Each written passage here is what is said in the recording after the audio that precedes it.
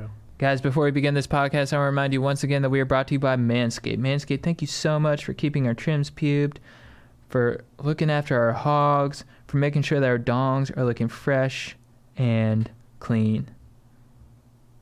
Use code GODEEP20 at manscaped.com to get 20% off your order. And let's start the show.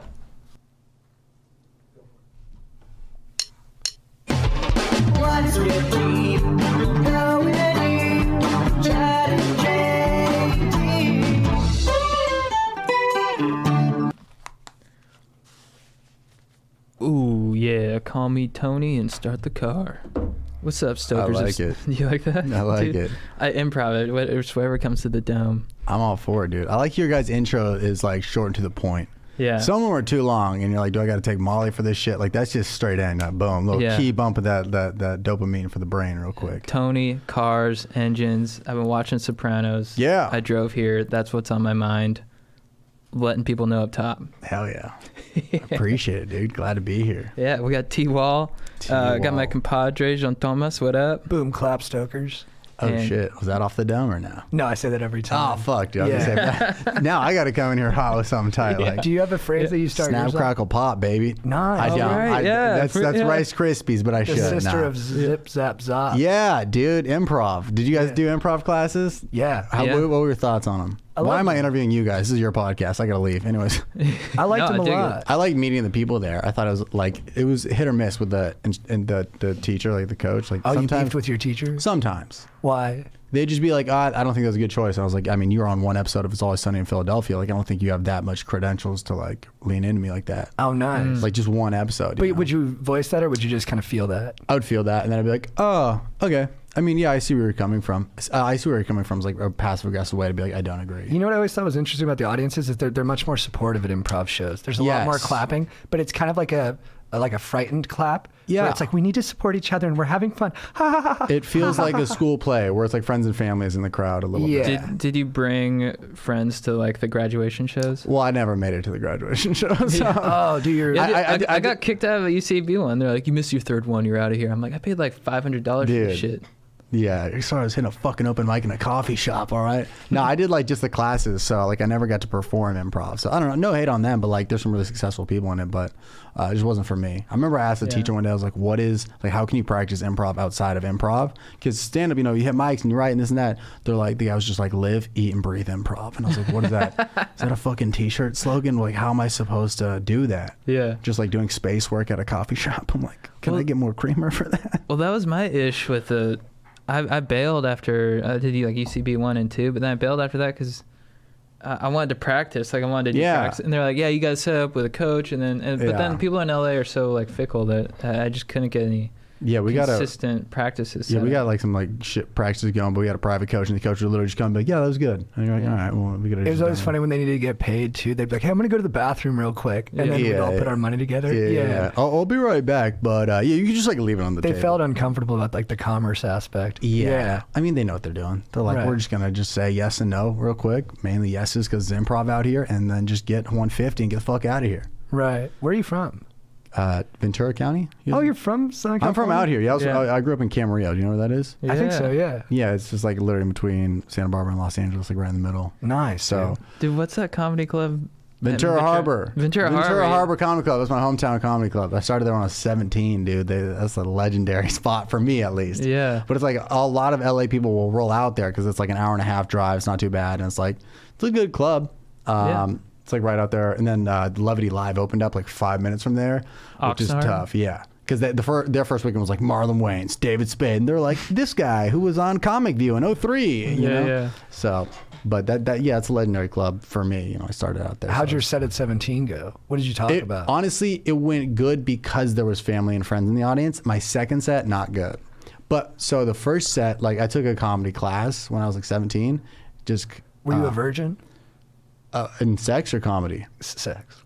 Yeah, nice. I was. I lost it a couple months later. I started doing stand-up as a virgin. Yeah.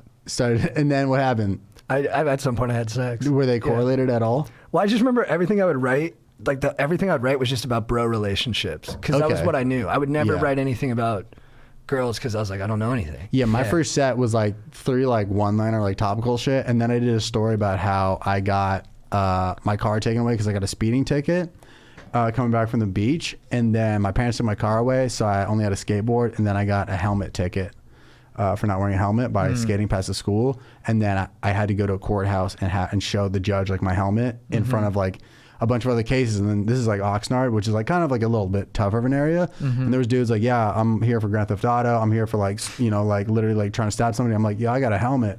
So that was my first story. And I thought that was kind of neat because it was like more of a story. It wasn't like a like one-liner type shit or like some dirty bar joke. So I was like happy with that. I like that.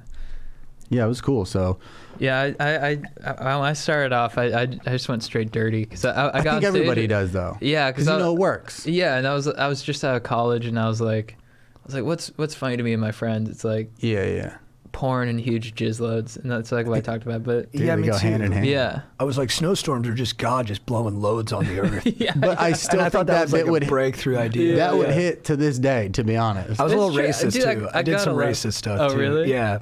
yeah. I But talked I've pruned that out of my life. And out of my Yeah, I mean, dude, you're just looking for whatever's funny. Like, it's not even like you're just like sitting in the back of a shitty bar and you're just like thinking about like what is funny. You're just making up all these hypothetical stories and you're like trying to make it funny, and it's not authentic. And then you like write about like real shit that's true to you, and you're like, oh, I can make this funny. Yeah. But it's so like easy to like take that route of like just like what is dirty and what's funny. So Right. try not to do that, but. What's your like dated? Because you have a pretty noticeably hard work ethic. Like Thank you, man. You're very consistent with like all the stuff you put out. Like, do you have like a schedule that you go by, or are you just kind of naturally just chugging on the go? Kind of like both. So I try to post a video every Monday, except for this Monday because dude, I was burnt out. I did like a virtual show and just fucking took the life out of me. Those are tough. Yeah. It's a lot of work. So I thought it was gonna just be like, yeah, for sure, go buy tickets. But it was like fucking draining. So I took this week off. But it's like I'll do that on Mondays, and our podcast comes out Wednesday. So we'll usually record Monday or Tuesday, and then Thursday, Friday I'll try to film, and then in between that I'll try to edit. Nice. So Like Saturday Night Live. yeah, dude, just fucking cranking it around because I've had external editors and shit, but like for the most part, I'll get like a cut back, and I'm sure you guys have experienced this too. You're like, why? What? I don't. Then I'm like writing all these notes, and then it's just like so extensive to the point where I'll just be like, hey, just send me the file and I'll fix it. Right. Just because like the amount of like going back on forth emails, it's just like I feel like I could have just done it. Do you have like, writers? No. Oh, so you just write everything? Yeah. That's or, nice. or it'll be like collaborative. Like when we're on set, it'll just be like me and this guy Churdley's. We film a lot together. We'll just like bounce ideas off each other. So we'll like kind of go in with like, we just kind of improv a lot of it. It'll be going with like a general idea. Like we just want these two characters to be doing X, Y, and Z. And then like as we film, like kind of just like, it takes a lot longer because there's no like script or anything. But I kind of like it because when you're in the moment, it's funnier. I feel like that's why like riffs in an audience, like you ever like riffed a joke in an audience and it crushed, and then you try it at another show and it bombs. It's because it was in the moment and it felt right. So we try to create those in the moment feelings because like it just like it feels more like you're in character. So you're doing something your character would do instead of like like writing to me feels so like I'm at a coffee shop, like words. And then sometimes I look at it the next day, I'm like, what the fuck is this? Yeah. So I don't know. I just like to just like kind of just have an idea or like write a direction of it. A premise, then you guys sort of just go from Yeah, there. I mean that's something like my favorite show is like Reno 911, and that's kind of like what they did. They just be like, this is what we want to do, and same with like Curb. You know, they just kind of go in there and then just go for it. And it's like if you're a trusted actor, then yeah, the production's down for that. Yeah. But if nobody knows your work, they're like, we need a fucking script. You know, you can't pitch a show just being like, we're just gonna fucking get a camera and go to a Kinko's, and they're like, what is that? Is Kinko's still open? So we just try to like. Just kind of have fun with it. I think because if the fun shows, then it's like when you're on stage. Like if you look like you're having fun, people will want to be like, "Oh, this is fun," you know, instead of like taking it out on yourself. Like, "Oh, well, that joke didn't work," and they're like, "This is awkward," you know. Yeah, it's always weird. Yeah. When someone gets mad at the audience. Oh yeah, because the audience is there. They want to laugh. It's not like they were yanked off the street to be like, "Watch this shit, bitch." It's like, yeah, we wanted to come to a comedy club. Or they'll misinterpret why the audience pulled back. They're like, "Oh, you didn't like that joke because of this." Yeah. And then it's like that's not why they didn't like it. Or like you just like talked too fast and like stepped on your punchline. And you're like, "Oh, you guys are all fucking idiots, huh?" And it's like, nah, dude. But you don't like it when someone gets political, and we're like, "Well, no, it wasn't that at all." But no one says anything, so they still don't know. Yeah, it's hard because I remember like I had to train myself, and I'm sure you guys maybe dealt with this too in the beginning of stand-up. You have to like that's like a insecurity that you have when a joke bombs. I don't, where you're just like, you want to take it out. Oh, that's not, or, oh, sorry, that's new. It's like, then people are just like, don't say that. Just go on to the next joke, you know? Insecurity sucks. Tiffany Haddish talks about how she was in like a comedy camp and Richard Pryor was like, I can't remember the exact quote, but it's to the effect of like, people came here to laugh. They didn't come here to like, you know, hear your problems. Yeah, they're not going to critique you. This isn't AGT, you know? Yeah, they like, because a lot of people go on stage and like, they just get too depressing and they're like, oh, too real, dude, too real. And then it's like, no, dude, we just wanted to like come here and laugh and like have a good time. And they're like, people just try to bring up all this like shocking shit, and then it's. Well, people listen to like 5, you know, Bill Burr podcasts in a row, and they go on stage and be like, dude, I would do that shit too. Like early on, like the Flappers days, where you're like, you just listen to too much Bill Burr in like 2015, and you're like, I'm Bill Burr, and you take up a giant political swing after doing a joke about like coming too quick, and it's just like, there's no.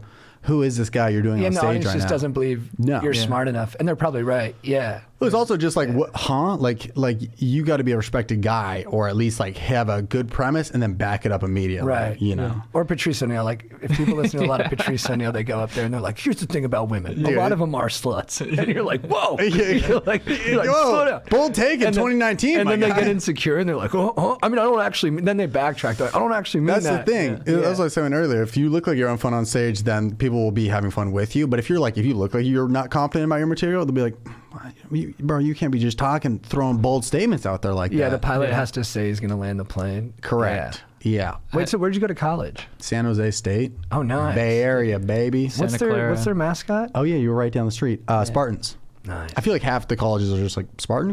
Like, they're just like, they got real lazy with it. They're like, Spartans or Bulldogs? What do you guys want to do here? Were you doing comedy there? Yeah. So they had like a comedy club, like a, not like a but like a club, like a group of people. So we would do mics together. It was pretty tight. And then we would just like, we'd do mics together, and then we'd all just meet up at a lecture hall one night and just run jokes past each other. It was pretty tight. Cool. Like I'd just like hit a mic after class, which was nice. You still boys with those guys? Like Facebook friends, but not really. Right. Like a lot of them stayed up there. Did you do a frat?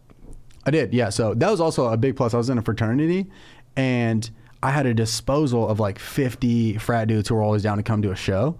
So I would like message like the San Jose Improv or Rooster Tea Feathers, if you know that place, like legit clubs, and I'd be like, hey, can I do a guest set? I'll bring 50 people. And the clubs are like, they don't give a fuck what I do for 5 minutes. They're just thinking about like 50 people. Each person's ticket is like, with drinks, is like $50. They're just doing math in their head. They're like, yeah, do a guest set. We don't care. So like I was able to get in at clubs like way too early, you know? So, but not even like get in. They were just like, yeah, here's a little guest set. But I caught like a wave of that like adrenaline. We were like performing in front of like a couple hundred people when it's like your third show. Nice. Which was good and bad. It gave me a false sense. I remember I like taped my first set with like my phone on the ground pointed at me, and I was like, I'm sending this to every club ever. Did you really? I sent it to a lot of clubs, and I was very confident about it. And now I'm like, I'm so glad that nobody like ever looked at that. Like it was trash. It was a camera on the ground. Yeah, I did a Comedy Time. Do you ever do that? Comedy Time, yeah. With dude, I submitted for that. They're like, you're too dirty, and I was like, yeah, dude. Yeah, I was like a year in. I was like, got to get on Comedy Time. That's how you sort of, dude. That's how you start to break in. Yeah, you get that tape that you can. I mean, Angela Johnson fucking blew up off that. Right? Yeah. And so dude, there's a little sense. And I had to pay them to take my set down because it was so bad. Because it was like up for like 2 or 3 years, and I was like, whatever, it's lost the internet. Yeah, and then your shit started taking off. Yeah, friends from high school were like, dude, I saw your stand-up. Like, and I'm like, where'd you see my stand-up? They're like, Comedy Time. And I was like, delete. Yeah, I messaged guy. I'm like, hey, can you take this shit down? He's How much do you have to pay him? $150. Dude, that's worth it. It's a scam, though. He should have taken it down. Yeah, but we monetize on it. Did it have a lot of views when they took it down? Like 1,000. 1,000 too many. That bad of a set? Nah, I mean, I just didn't want it to be out there. Yeah. I don't think I've ever seen a video of one of my sets and been like, that's it. I've been like, that'll pass. Yeah. I was like, right. If somebody sees that, that'll be okay. Yeah. Yeah. Yeah. I did Laughs on Fox, but they never aired it. Oh, yeah. I remember that. So, I did it. I hosted it. And then they're like, yeah, just sign here. You'll be on. I was like, just because I'm hosting, I'll still be on it, right? They're like, yeah, for sure. And then I saw like Maddie Chimber. His part came out. There was a bunch of people on that show when I did it. I forget who else. Whatever, this is not important. But I all the people in the episode were like, Aaron. I was like, what's good? When is my shit coming out? And then they just ghosted me. And then like a month later, I was like, can I at least get my footage? And then they sent me all my footage. And it was like 4 cameras. So I edited it myself and then put it up there. And it looked like it was legit on Laughs on Fox. Oh, nice. But the same thing happened where like my shit started doing like decent. And then people were like, oh, this guy was on Laughs. And I was like, kind of, I filmed for it, you know, but not. So yeah, any stand-up. But like after each year that goes by, like you'd see a set from a year ago, what the fuck was I talking about? Right. So. What was your first video that really blew up? It was the Zoomies one? Yeah, Zoomies one in 2017. Was that like a before and after moment where you're like, oh, everything's like different now? A little bit. It was almost like a peek on the other side. It was like a little like teaser, you know? It's like you drove past a Hooters, but you caught a glimpse of a tit. And you're like, oh, I know what's going on. You drove by and got a glimpse, dude. Someone was just reorganizing their breath. Yeah, somebody was just picking up dishes, and you're like, yo, I see what it's like over there. What's going on over there? It's funny when you're like 14 and you're like, Dad, like, let's go to Hooters. Dude, I went there on my 13th birthday. Men do. Burbank, yeah. Yeah. And then you get there. I think I was like 17 when I went to my first one, but I was actually uncomfortable with how much they were flirting. I was so insecure. She was like, so what do you want? It was like putting her boobs in my face. I was like, look, I know you don't really like me. And everybody was like, Jesus, dude, relax. You're just getting too real. Yeah, like you're getting I know your too personality's a little high, so you can get a better tip looking. I just want the chicken salad. Yeah, I'm like, I know you don't want to really be doing this with me. Just, I'll get the chicken salad. That's so funny, because I went there for my 13th birthday, the one in Burbank, right by Flappers. Crushed. Dude, they made me sing happy birthday. They put a cup in my mouth. I had to sing like the chicken song. I was geeked up. Are you more of a boob guy? At the time, yes. Right? How Isn't do you that the thing? transition? Yeah. And then you get older. That's when you become a man. You know, I had a bar mitzvah, didn't count for me. When I started checking out asses, man. You're Jewish? Yeah. I didn't know you're Jewish. Yeah, my mom's Jewish and my dad's Christian, but in that realm, the mom's just like, we don't give a fuck. Like, right. Nah, override. Well, I think if you're born, the Judaism is passed through the mom, right? Like, I mean, it goes both ways, but isn't it a matriarchal kind of hereditary? Those are 3 words. Hedonism. I'm just making up words. Yeah. Tesla, Matriculation. Elon Musk, transitive property. No, so it's like if the dad's Jewish and the mom's Christian, then you can be half and half. But if the mom's Jewish and the dad's Christian, like if the mom, that's just how it is. Right. Which shout out to Jewish moms for just not taking no for an answer. Right. Yeah, They're just one hundo. And my dad converted, which says something about my mom. You know. That's a long process, right? I do not know. I think my brother wanted to convert because he's working on Wall Street. Oh, really? That'll do Yeah. it. Nice. Yeah, like he was working on Wall Street for like 3 years, and my dad's like, "Do you know Bill's trying to convert to Judaism?" I was like, "Oh, cool." His Whatever wife's gets him not that Jewish? promotion. No, Amazing. So just nobody in the family's Jewish, but he was just trying to go for it. I think he just like trying to fit in with really. the boys. I think Yeah, he just dude. really likes Judaism. Yeah, I think There's a lot to like. Yeah, I mean, I think in your email bios you get to write like, you know, doctor, lawyer, Jewish, and then just let people know you're Jewish in there. So it's pretty good. Do you practice though? Not really. I did a lot as a child. My mom like forced it so much onto me that it kind of like turned me away from it. Yeah, but like after I got a bar mitzvah, my mom's like, I did what I could. Do you believe in God? Yeah. I mean, I'm not. I don't know. I kind of just like live, dude. I don't know what's happening in life ever. Like, honestly, people are like, what happens after life? And I'm like, I don't know. I don't want to think about it. That's why I just cram my brain with like just being busy and doing what I love to not even think about that. Because like, dude, like I get my biggest anxiety comes when I'm hungover. I'm laying in bed. Oh, you guys have so much in common. Yeah. Oh, yeah. Really? Chad gets massive hangovers Dude, too. it's Yeah. like whenever you're hungover, everybody decides to be the most successful person in the world. Like you're hungover, you're laying in bed, you're not doing shit. All your friends are booking Netflix specials. This guy's on a fucking Wendy's commercial, and you're like, I'm just laying in bed and I just Postmated a Gatorade bottle. Like Dude, I'm just feeling down. I feel you 100%. So I just live. I don't know what happens after, but I just try to get it now, I guess. You're sort of like the hunter-gatherer mindset of like the modern age, because you're just out there doing stuff, foraging, and instead of taking time to like reflect on which I don't know what the right thing to do is. I don't mean that to be insulting of that. No, but it's sort of like I want to be. You gotta just keep going, which I like to do. You just keep going, so you don't have time to really like stop and think. Literally, I want a balance of that though. Like sometimes, like I was in Utah last week and it was nice. You know, I just went out just in the Park City. I'm trying to appreciate nature. Yeah, I don't hard, like though. it. I don't like nature, but I'm starting to learn to like it. So it's just like weird because you get out there and you see the view and you're like, all right, now what? Like I did the thing. I saw it. Like I went on a hike and I was like, oh, okay, it's the same view from the bottom, but just like. And I kind of get, I don't know, there's just so much stimulation that's so well designed, you know, like a nice community, a nice suburban community you can walk through. Yeah. Nice video on YouTube or something. Yeah, That's some tough to VR beat. hiking. Yeah. Yeah. I mean, dude, Pelotons, you're like in the fucking street. You know, there's cars honking I at you and cried shit. when all the protests were going on after the George Floyd murder. I was on my bike, and my black instructor was talking about, you know, how we need to progress as a society. I was just bawling. Dude, they're good. They're amazing. They have Yeah. great dedication. They should, if Peloton doesn't work out, they should just go into a church. Me and my just- boys are on a text thread. We're all in love with Kendall. Yeah. Okay, yeah, babe. She puts together some good playlists. Babe, Yeah, dude. you know who I'm talking about. Oh yeah, dude. I rode a few Pellies in my life, dude. Do you have a Peloton? No, I don't. But I went to a hotel once I was in Indiana recently, and they had a Peloton in the gym, and I rode it like twice a day for like 5 days in a row. Right. I made a connection to it. It's a good workout. I made a Peloton video, and then I got discouraged to put it out because the sound was shit. But who knows? Maybe I'll make it. or Did post you it. always get bad hangovers? I'm really curious about this because it's a. When I was probably around like 21, like 22. It was like senior year of college. I was like, this is aggressive. It flipped.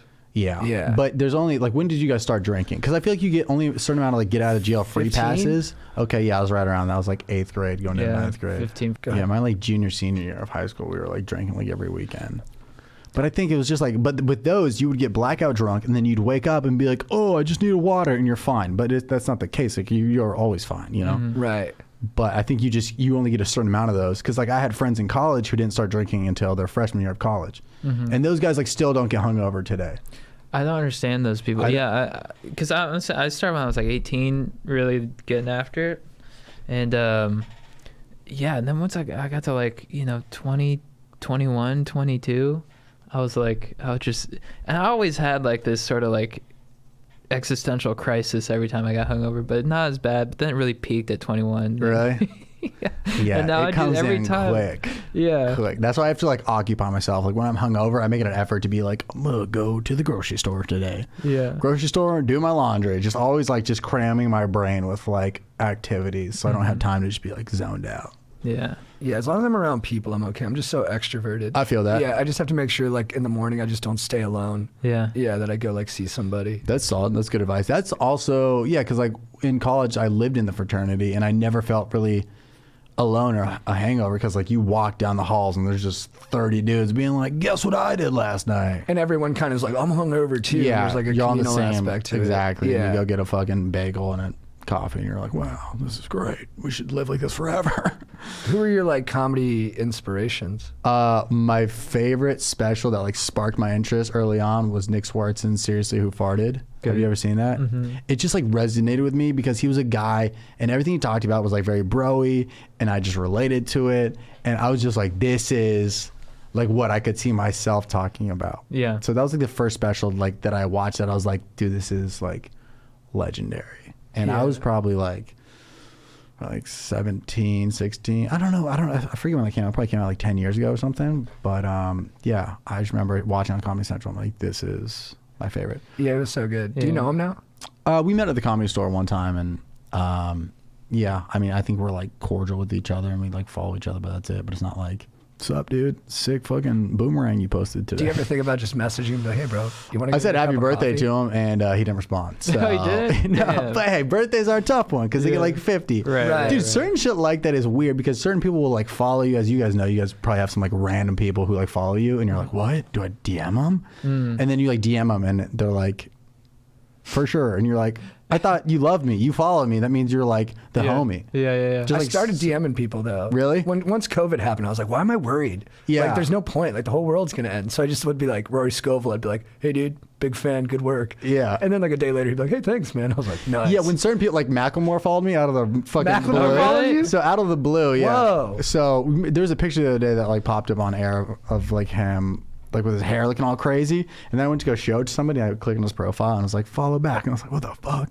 Which is funny because for 1 year for Halloween, I dressed up as him in college, like with the thrift. Yeah, you guys kind of look alike. Yeah, in the thrift shop days, because like when his hair was slicked back and all that. So it was like really full circle. So I DM'd him. I was like, dude, funny story. I have a picture I dressed up with you for Halloween. I'm a huge fan. Like, you know, some people will say he's not, I don't know, Yeah, I mean, yeah, sophisticated he's a rapper very or something. successful man. But I love his music, dude. When that, what's the song that's got just that thump and chorus? It's like, can't hold us. I know what you're talking about. Can't hold it. It's in the Ashton Kutcher Jobs movie. Ain't nobody hold up. Yeah. Thrift Store? The one after Thrift Store. Like the feeling can't hold. Yeah, that Yeah, one. you I got it, dude. yeah. Dude, But that song. But I don't think. I'll run through a wall after I hear that. Yeah, Thrift Store also though was massive. You Good know? song. But I know which song you're talking about. Yeah, then this one And dude. his one about being gay. I thought that was nice. He's gay? No, No, in he the did third one grade. about, like- he has a daughter and a wife now, but one of the bars was just like in Yeah, I the third grade. misspoke. I thought I Yeah. was gay. That was just a Oh, bar up interesting. top. But in the third grade, didn't we all? Dude, yeah, third Yeah. through 30, whatever I am now. Third through 32. I had yeah. an experience. Yeah. Yeah. So what do you mean? I was just joking. Yeah, it's up to you. Yeah. Yeah, it's up to you. But yeah, that's like the level of where like you're like, do I just like reach out? Do I say what up? But then sometimes you forget these people are like so famous. They're like, oh fuck, I feel seen. I just want to follow you to laugh, not like interact. That's interesting. You might be fucking with their experience of how they experience you. Yeah, but like but I also just I don't want to ask for anything. I just want to be like, what's up, dude? Like I saw you followed me. Tight. I wonder if they're like half and half. Like there's half that need that sort of like Followed me like dude, back. I followed you. Like you better Yeah. message. And then there's half that are just like I'm just here for the they're content. just like oh they message. Actually, I don't know if I could see someone being like oh they messaged me. Like I just want to. I don't know, feel like dude. they'd be stoked. There's this guy who's on the Yeah. cast of It's Always Sunny, which is my favorite show, and I saw he followed me, so I DM'd him, and he just left me on scene. I was like, dude, what the fuck? I was like, I literally love all you guys. Yeah. He might just be flirting too. He's just Could waiting be, for the dude. next time you got. You gotta Could play be. the long game. Yeah. Yeah. Yeah, the internet's a weird place. Like, what a follow means doesn't mean what you think it means 100% of the time. It which feels is like fucked. it. It feels like it every It should be like time. you follow me, like you fuck with me. We're boys. It like, feels I can like dap they, you up. It does feel like they love you though. You're like wow, you like made that choice. Yeah, it feels like if I saw you in public, I could be like, "What's up?" But I did that one time. The one time I've been to Catch LA, which is the most fucking influencer place ever, at What a is it? table. It's where the fuck is it? Is it like a club?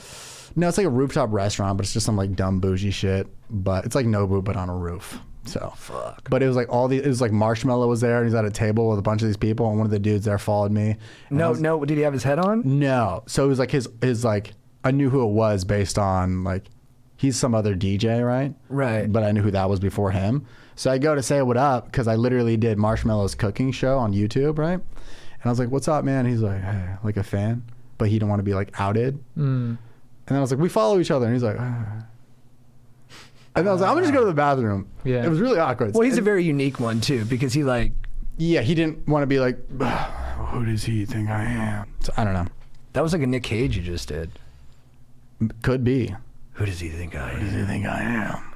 I don't know. It's just like you get wrapped up in it because in my head I'm like, if you follow me, we're boys. For sure. Yeah, I think the same thing. My mom follows me, we're boys. You know. Or you've been around guys where they're like, dude, this chick followed me, and then he's like, dude, she's into you. You gotta Yes. message her. It's huge. Yeah. Right. Yeah. I Dude. remember when we had like after our house party video, this like hot influencer followed me, and I saw it, and I was like messaging. I was like, dude, what do I say? Like she just followed me, and they're Right. like, I don't know, dude. Just like looking back on it, I'm like, you shouldn't have said anything. Like Yeah. that's ridiculous. But when it first happened, you like see I the blue have to check say mark. something. You're like, whoa, she's like super hot, and I need to say what's up right now. And then Yeah. you do, and they're like, thanks. I asked, I messed with Dan Bilzerian that one time. I was like, are you happy? And then he was with yeah. a bunch of girls and one of them laughed. Yeah. And then one of the girls that laughed messaged me the next day and was like, hey, like I was one of the girls last night, like your stuff really funny. So I was trying to play it cool. So I waited 6 months before I responded. And then I just went back, sweet. Dude, literally though, in this Never- day and age, never she heard from probably her still again. thinks about that message. Oh, you think so? Yes, she's Oh, you gonna think it was DM you back in a effective? year. Yeah. Girls double what you do. If you text Oh, back yeah. in 6 minutes, she'll take 12. You take 12, she'll take 24. So have to in a- let her know I'm in a wifed year. up now, Dude, but- I still show yeah. people that Dan Bilzerian video. It's out front of the store. It is. It was funny So watching funny. him in the store watching stand-up comedy. What did he laugh at? Like that was what was so interesting to me. Is like someone would be like, so I got a parking ticket, and he was just like, what? Like, did what are you you? talking? They don't have, there's no parking attendants on my island. Yeah, that's so funny. Yeah, he didn't seem to laugh at much. He looked confused for the majority of I it. could see that. Yeah. It's a lot of just sitting in one place. I feel like anxiety would hit. He's a little more dynamic than that. Yeah, he's always on the go. And He's he like, wanted- I haven't shot a gun in an hour. Yeah, I I'm haven't heard a pissed. gun go off. Yeah. I need to hear bullets. Yeah, that's that was so wild. funny when he was at, not funny. Oh my God, wrong way to frame it. But when the horrible Las Vegas shooting happened, and then he became like a side story of it because he was there that day. And he had like guns and was like, he was like on video being like, someone get me a gun. I appreciate it, dude. I mean, not a lot of people in this world would be like, fucking, it's like Dan Bilzerian and like anybody who supports Insane Clown Posse are like the only people that would like fucking just dive head in for that. You're right. That is pretty admirable that he would run towards the danger.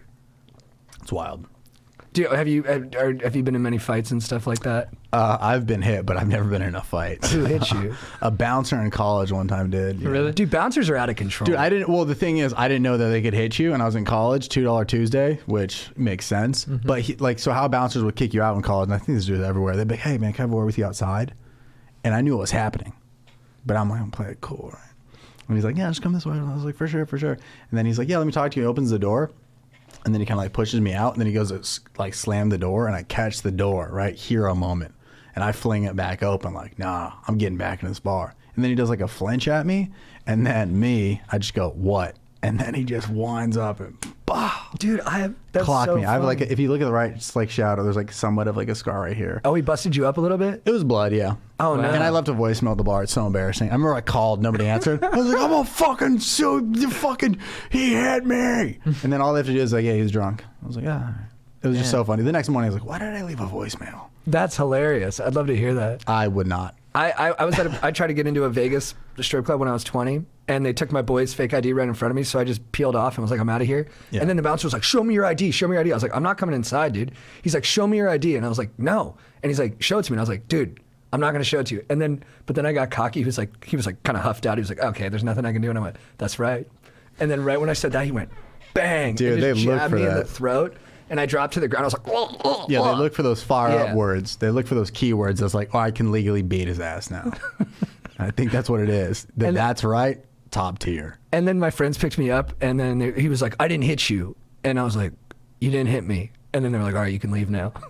Like, Vegas is so funny. I remember my friend got caught with cocaine in a bathroom at Hakkasan, and the guy was like, you can't come back till tomorrow.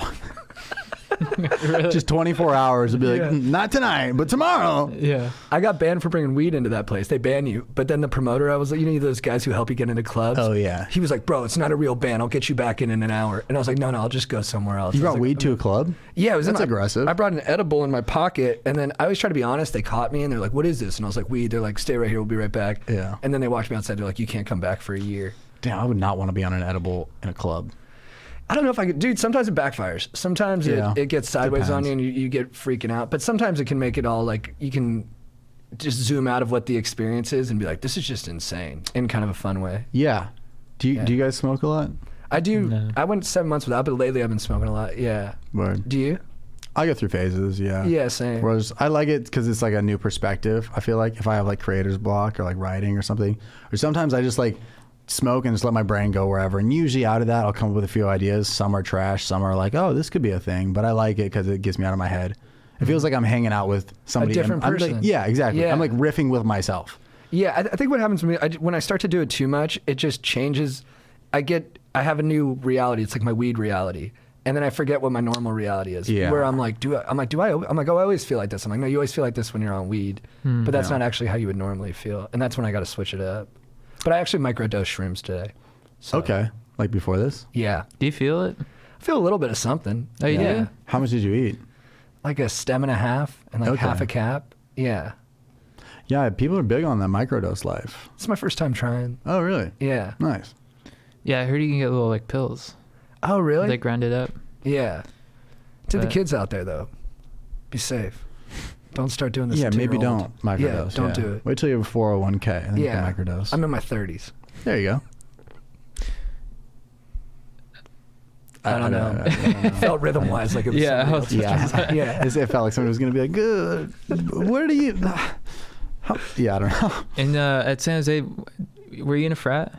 Yeah. Where would you party at? Would you go like downtown San Jose, or would you just party in the frat? A lot of party at our frat, but like when you turn 21, it's like, we're going downtown. You go downtown? That's the... Because like Yeah. once you turn 21, you're like, oh, I'm too old for you peasants. You can't Yeah. get into a bar yet. So you would like do bar shit. And then you go out on like weekdays and shit. Yeah. Right. So Do you like definitely.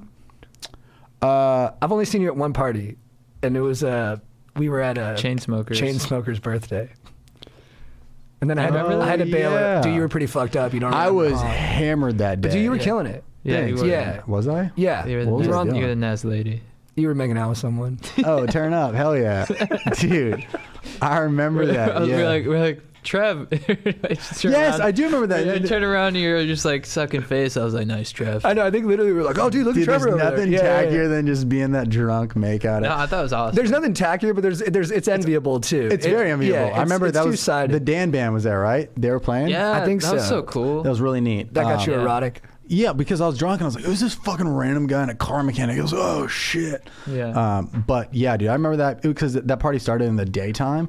And I was like, dude, if I drink in the day, it takes a lot for me to get drunk because I'm sweating, blah, blah, blah. Fast forward, it's night out and I'm hammered. Dude, I fell asleep that night in my clothes, just like sitting on my bed, not under the Shoes blankets. on? Shoes on, everything. Love it. And I remember I talked to the girl next morning. I was like, what happened? Like, why didn't we hook up? And she's like, you were in my Uber and you said you wanted to just go home alone. And I was like, what a bitch Trevor is, dude. But that's probably for the best. Looking out for yourself, Yeah. though. Dude, Yeah. there it is. Yeah, you didn't like- feel like you had that connection yet. No, I was like, Yeah. I gotta wait until I black out again. But yeah, I forgot about that. That was tight. That was like my first like LA party, I think. Yeah. Well, Where- mine too. Yeah. Yeah, I've never been to something like that. Yeah, it's where you like look around because I went with Justin Sherman and He was so drunk. I Dude, hope I this love doesn't him. He's embarrass me. great. He was so funny. He was hammered, He yeah. was the drunk where he comes up and he's like, "Look, man, I need to talk to you about something." I'm like, "No, we talked about this 10 minutes ago." yeah. I just remember like looking around and being like, oh, that's so and so. Oh, that's so and so. Oh, that's so and so. And then I'm like, why am I saying these things? Like, it doesn't matter. Yeah. Like, I'm not gonna Yeah. go talk to him, you know? Yeah, how do you like the Hollywood scene?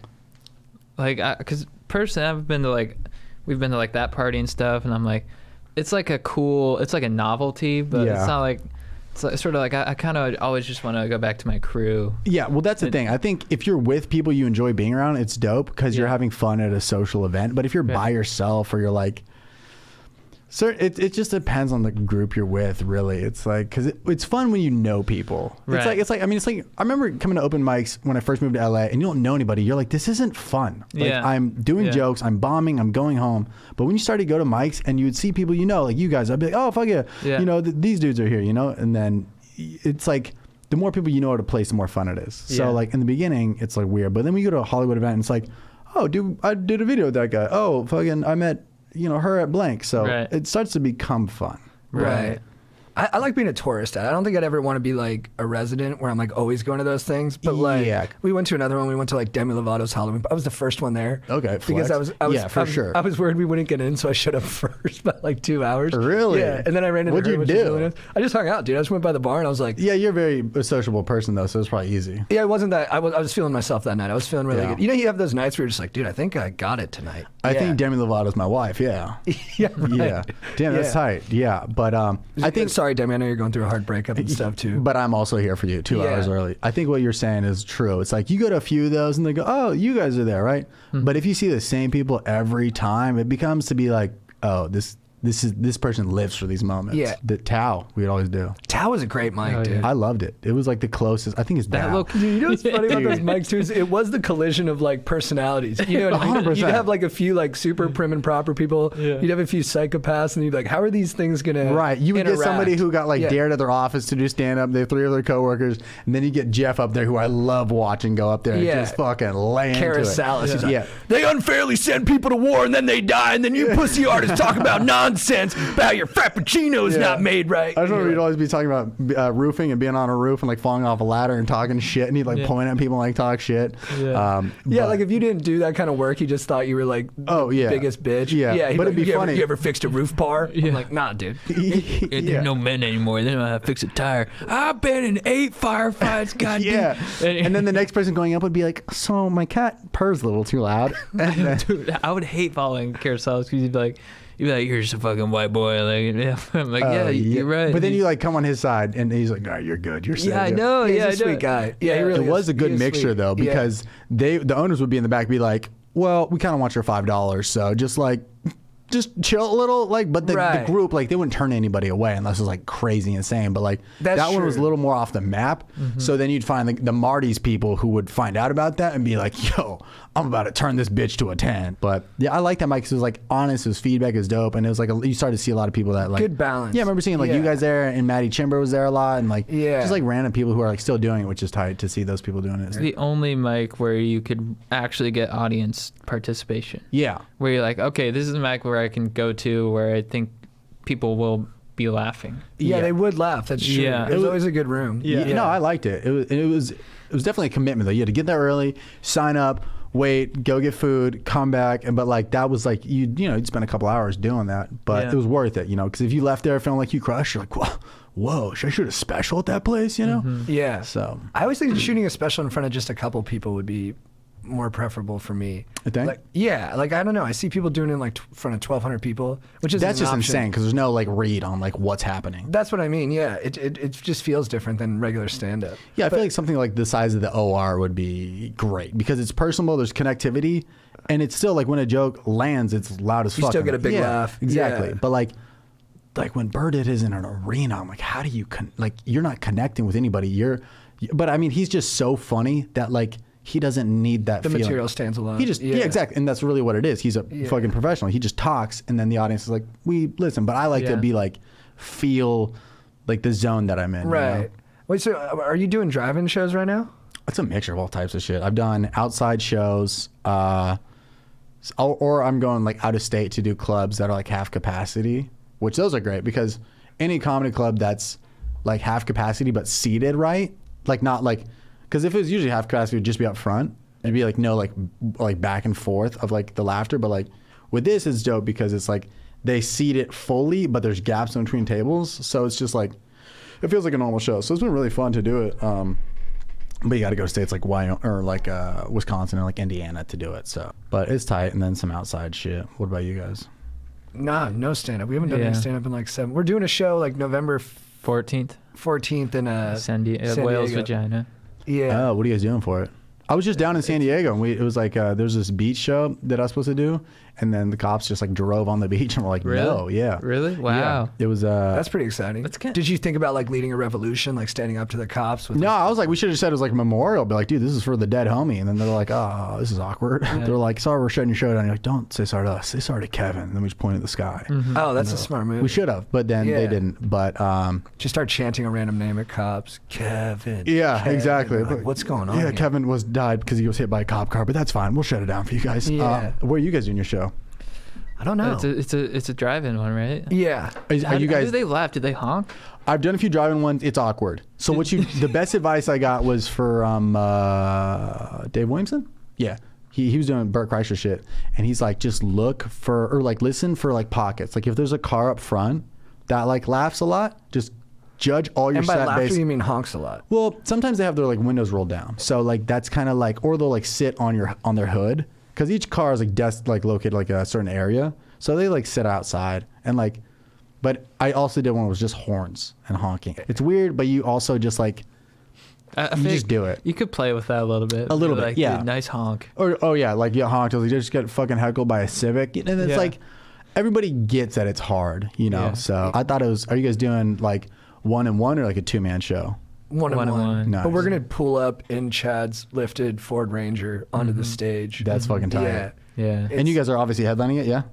I think so. It's I our don't know. face on the Is it? promotional stuff. Yeah. Yeah. As you can tell, we're really detail-oriented guys. I know. I'm like trying to set you guys up for a shameless plug on the 14th. You're like, what's it called again? Yeah. Where can we get tickets? Is the crowd at like the clubs that you're doing? Are you like? Does it feel more like? Does it feel like you're getting like the anti-mask people as your crowd now versus like what it would be ordinarily? I don't know. It's hard to say because the states I've been to are like states you think wouldn't wear masks. Like Wisconsin, I thought would be like very fuck it. They kind of laugh about it. So everybody has to wear a mask into the club. Then once they're seated, they take it off. So I don't really know. And I don't meet the people after just because obviously I'm not going to take pictures with like hundreds of people after this shit. Smart. So. Yeah. So I don't really know. I don't really get a gauge on the audience. I kind of just pull up, do the shit, go to the green room, chill. Once people leave, go back out. Nice. But yeah, you can imagine there's a little bit. Some people are still like sitting in the crowd with their masks on when they're seated, but for the most part, like even the people who I'm sure you guys know who are like very like scared of like Corona, not leaving the house, like Lysoling their bag of chips and everything, even those people have started to like loosen up. I was that person. Yeah. And now a lot of people knew somebody like that. Now I'm doing this. Yeah. Yeah. I mean, it was to the point where like even like my like best friend, like I was like, hey, he got a new puppy. I was like, can I come by and see it? He's like, we can like FaceTime. I was like, I just want to like be outside and see your dog. He's like, I don't know. Oh, he wouldn't even do an outside hang? No. See, I'm at the point now where I'm like outside hangs, I'm totally kosher with, and I just keep my distance and just throw an elbow bump. Yeah, but and that's it. But even now, that guy, like he was actually in Salt Lake at the same time as me when I was doing shows out there, and then we went to like a club after. So like people, like even the craziest people I know are like loosening up. You went to a nightclub? It was like a bar.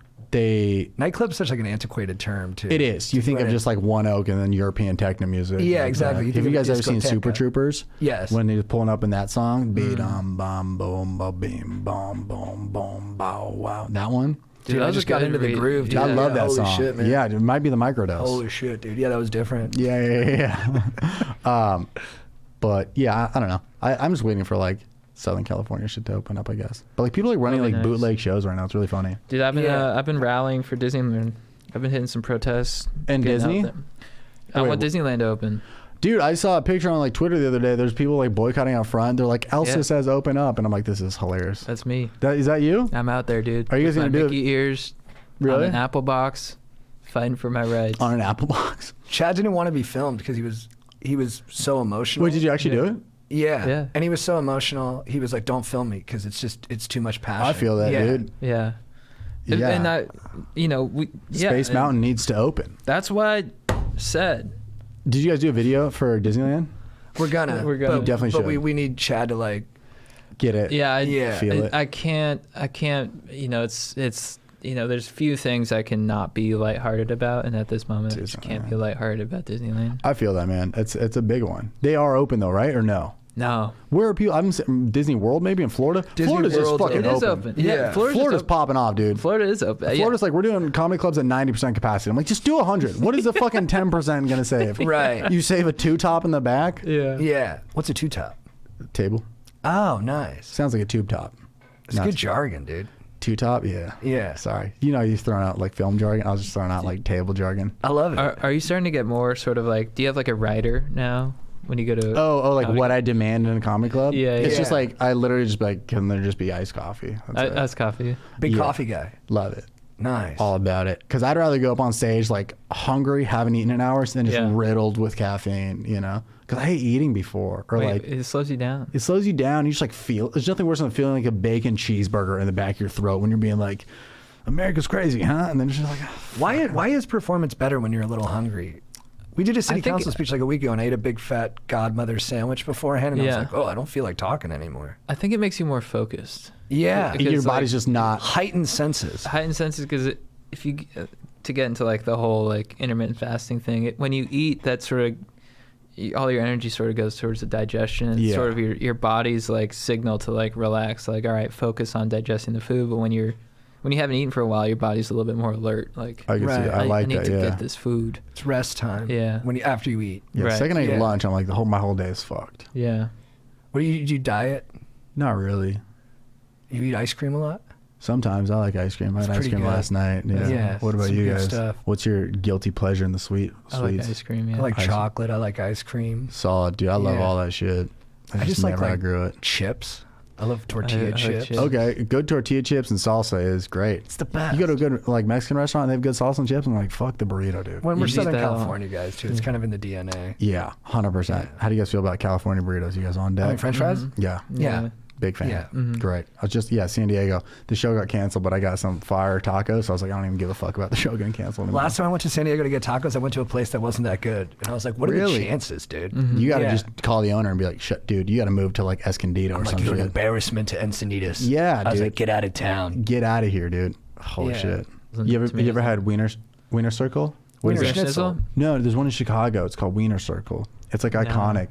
Like back before like PC movement was like insane, they cuss at you. They're like they get mad at you on purpose. Oh, okay, I've seen. Have you heard of this? Yeah. I think David Tell went there for like an episode of Insomnia. There's a thing that you could used to do. This was like 5 years ago, but way back before the world wasn't so agitated with like just like doing anything wrong. But you could like give them $20 and it's called a milkshake, and they'd turn the lights on and off and they'd flash their tits at you. That's They awesome. can't do that anymore. I don't believe so. There's a bar I used to go to in my hometown that had pictures of boobs all over the men's bathroom. And then they had pictures of dicks all over the women's bathroom. Got new ownership. All the photos are gone. Oh, Yeah, it's kind of terrifying for Yeah. the girls. You're just like trying to pee and there's just hella dicks looking at you. Right. It's just I mean, like, I don't know if they enjoyed it as much Live as the chat My mom roulette, loved yeah. it. My mom would Really? be like, I'm taking friends to Swallows to show them the bathroom. It's And I called was like, Swallows? That makes sense. Because Where the are you from? birds fly to San Juan Capistrano. Although they stopped doing that San 50 Juan years ago. Capistrano. Yeah. Where is that? It's I've only heard it in movies. right next to San Clemente. San Juan Capistrano. I just pick another obscure landmark to compare it to. Yeah, it's right next to the 76 off the 7. You're like, what the fuck? Like, it's right where El Adobe is, if you want to get, speaking of Mexican food. Oh, hell yeah. No, so it's like South Orange County. That's where I grew up majority of my life. Great name to it. It sounds like just like you're made of like, you have suits made of like prosciutto. Just Adobe all San over Juan me. Capistrano. Just clay. I'm Just just made clay. of this really beautiful red clay. Yeah, did you guys ever go to missions growing up? I think I went Yeah. to one, dude. Mission San Juan Capistrano is a classic You have a one. mission in your... There's a mission there. My Dude. friends went to Yeah. Mission Parish School. Fuck. Well, now they're, my school that I went to is J. Sarah High School, named after the famous Jay Sarah. father who, took the father in the Catholic sense, who went through California and built all the missions. But now, they're doing a little bit of a reevaluation of him. A little bit of imperialism, a little bit of slave labor. Uh-oh, are Not they really- taking down the statues? I think so. Damn, dude. They took him down somewhere. Yeah, they took him down to Middle California. Dude, that's yeah. Damn, what do you do? You're just like dead and they're like, fuck that dead Dude, guy. I think at some point you just say sayonara to these people. You're Yeah. like, bro, you had a good run. We Time gave for you new statues. We statue. respected you for 300 years. Put George Foreman up there. We Yeah. got to reevaluate you. Yeah, we're going to put George Foreman up there. Great grills. Yeah, are these statues being replaced? I think They- so. they need at to some be. point. Yeah, because they gotta. It's a perfect like place for it. What are you gonna put, like a fucking Starbucks right there? Yeah, they gotta put something there to inspire us. I mean, they can't just take down statues, and something's got to be there in its place, right? Right. I like statues. Who's the biggest celebrity that thinks that deserves a statue? Dax Shepard. Okay. I don't like Dax Shepard that much, but I feel like everyone likes him. Everyone agree. I think I probably don't like him because we have similarities. Yeah. Really? What are your I similarities? think we both try to be like sensitive guys. Yeah. And so with him, Does he know you guys have beef? No, You should no. DM him, dude. No, It's he's quarantine. on a DM him. higher platform. I think, Nah, dude. I think to me it's like He'll see it. You're verified. I see in him the bullshit in myself. So Oh. it frustrates me. But it seems like he's doing a good thing. Yeah. Okay. But so he could get a statue. And then I'll Got drive you. by it and have mixed, conflicted feelings about it. Yeah. It's like, I fuck. think I have an issue too with any like couple, like celebrity couple, where they're Successful? Yeah, where they're just their brand is like that they're happy together. Puts Yeah. you in a tough spot Yeah. because you gotta love them. That's what I mean. Forever. You're like, are they doing it for the camera or for Yeah. real life, dude? Sometimes they have to be doing it for the camera. They Yeah. have to. Yeah. I mean, That's just the job. Yeah, I mean, well, I have tons of trust issues because of Nick Lachey and Jessica Simpson. I'm reading her book right now. Big It's one, interesting. dude. Yeah. I What's- thought that was forever. And I thought K-Fed was in forever too. dude, When they did their videos together. Dude, Kevin Federline and B. Spears. I thought this was like locked in. I almost got a Kevin Federline tattoo. She was quietly candid about why she liked him though. I think he was throwing some really good dong. Yeah, It has to be. She'd be like, he really just lights me on fire sexually. I don't think she used those words. That's more my language. But that's what she. but was, yeah, you could see it. That's what I think. That's what You can hear it in K-Fed's her good. songs, You could yeah. just see it in K-Fed too. You're just looking at me like, what's the hook? You're like, oh, this guy. yeah. This guy's a sensual Did you guys lover. ever see the Toxic music video? oh, Dude, yeah, dude, I have remember you when seen it? Dude, when I was a young lad and that came out, I swore like somebody told me there was like kind of a nip slip in there. Geeked Yeah. out. I lost it. I was like, run that back again. Dude, when I was a kid, I had a little poster from the state fair of Britney in like a pink outfit and jeans. You Her still have it? VMA I- performances too would just be like, Oh, dude. Electric. she had like Yeah. a snake on her. You're like, why is that hot? Yeah. I don't. Yeah, why? It's hot. You Yeah. see that random snake in public and you're like, fuck. You see it on her, you're like, I want to fuck. Yeah. I guess the fact that she could have this big anaconda on her shoulder, she's pretty strong, and then she's still dialed enough to perform well. Yeah, that's Yeah. crazy. They're That's like- not what it was, but now right, that's but, what it is. But also that's crazy. Like, As an hey, adult who learn respects this dance. professionalism. Also have like something that could kill you on your back. Yeah, all right, that makes sense. And then sometimes it backfires. You look at Siegfried and Roy, fucking guy, he was playing with fire for 30 years, but one of his own tigers attacked him. And he says the remember tiger that. actually sensed that he was sick, and that's why he attacked him. He's like, it's your time to die. No, he's Oh, like, wow. you need to go get like your lungs checked out. So I'm just going to slash your throat so you get there quicker. Is this real? Interesting. That's what he says. I mean, he passed away, but that's what he. Oh. That's what he said. Wow. Do you remember Yeah. that I'm a Slave for You music video? Yeah, dude. I do not. You- What? What? Oh, dude, we should watch it. Can we? Yeah, Is that sure. copyright? Will that get I don't know this? if we should watch it right now, but we could. Yeah, let's watch it Oh right now. yeah, does that fuck with Aaron? Does that fuck with the? I'm a huge Joe Rogan fan. You can't watch music videos. Yeah, I don't think you can. Should we just put up an image? Can we put up an image, Aaron? Probably do an image. The toxic one changed my life, dude. That was like, I remember I was like, is this what an erection feels like? Yeah. If somebody's like, what does it feel like to lose your virginity? It's like watching the Toxic music video for the first time. How was losing your virginity? Was that a good It was experience? cool. The girl had already had sex. I hadn't. Right. So I just remember afterwards asking, like, how'd I do? Which I don't think is kosher. Bro, first time I lost my virginity, I was like 24. How many times have you lost your virginity? Right, good call. I'm just kidding. That was You're 24? I'm 24. I was old. And then the girl, I was so nervous, right? I actually borrowed a Viagra from my mom. And then the girl, my mom's chill. No. You took a Viagra for your first time? Yeah, bro. That's commitment. Dude, I was a little lightheaded, hard pipe. but I was, but I didn't need it. I was Yeah, dude, not, you had 24-year-old testosterone. and I pumped wasn't through your veins. masturbating at the time. I hadn't come in like a while. It's a whole bag of shit. I'm like a sex addict. I watch too much porn. I really had to decompress from all that. So me and her do it, and then I'm sorry if this is braggy, but she said she had an orgasm. But I was so insecure from listening to Loveline, where girls would always call in and be like, "My boyfriend can't give me an orgasm." And I was like, "No, you didn't." And didn't believe it. Yeah, and she was like, "No, I did." I was like, "You don't have to lie to me." And then, which made it so awkward and not fun for her. She was like, "Babe, like you're really being weird." And I was like, "I'm sorry." And then I just had to take a lap. Am I being weird? You look out the window, or are you being weird? Right. Yeah. Yeah, And you're in a room together. You don't know who's being weird. There's no one else to weigh in. That's really funny. I almost called my mom back and was like, "Yo, am I being weird or is she being weird? Do you think she had an orgasm?" That's valid, though. And my mom was like, "She for sure had an orgasm." I didn't know what to say. I was just like, how did I do? And then she was like, what? I was like, oh, I was a... Yeah, I've had those. I was a virgin. Did you come? Yeah. All right. I thought I out. did, but like I was just making sure like Yeah. it wasn't an earthquake or something. Then you walk over to your calendar like Jerry Seinfeld marking off days where he did stand up. You put an X on it. Mission accomplished. It is awkward because then afterwards I was like, ugh. I'm gonna just go. Right. What about you? What age were you at? 17. Legend. Yeah. Yeah. Same. She's a Chinese princess. Nice. That's not exaggeration. That's like genuinely her heritage. Yeah. What's she up to now? Just being a princess I don't somewhere? know. You ever check back in? I think she lives in the Bay. She's the one responsible for booting the NBA out of there for a while. Yeah. Yeah. Yeah, pay her homage, Yeah. I wanted to have a podcast for like our podcast like on Patreon, like when we hit a certain number, it's like we should interview the girls we lost our virginities to. But it's like these women are so like they like have families at this point. Like the girl I lost my virginity has like a husband and like a 5-year-old. Really? Dude, she needs the excitement. Yeah. What am I gonna be like? Hey, you want to fucking do an episode of Stiff Socks, which also comes out on Wednesday? You want to do an episode of Stiff Socks? We're talking about you getting fucked by this 2-minute dick. She's like, she'll be into it. You think? Yeah, because I think she's probably wants a little bit of that excitement. But it's like I haven't talked to this girl in years. Well, you gotta throw it at her nice. Yeah. But yeah, How do you set that up? I Hey, mean, hope you're doing well in these family tough looks times. beautiful. COVID. Family looks beautiful. Would you like to do a quick recap of our little sexual tryst that we Recap had is when we were good. young? There you go. I like that. Yeah, that is a way better way to put it. I just remember using like a Planned Parenthood condom, which those don't do well. Oh, they're not solid. It was just like it was like glow in the dark. And I was like, this is a weird way to lose it. Like I was more busy looking at the condom than her, and I was like, this is not good. Yeah. Have you ever had to rock a Magnum?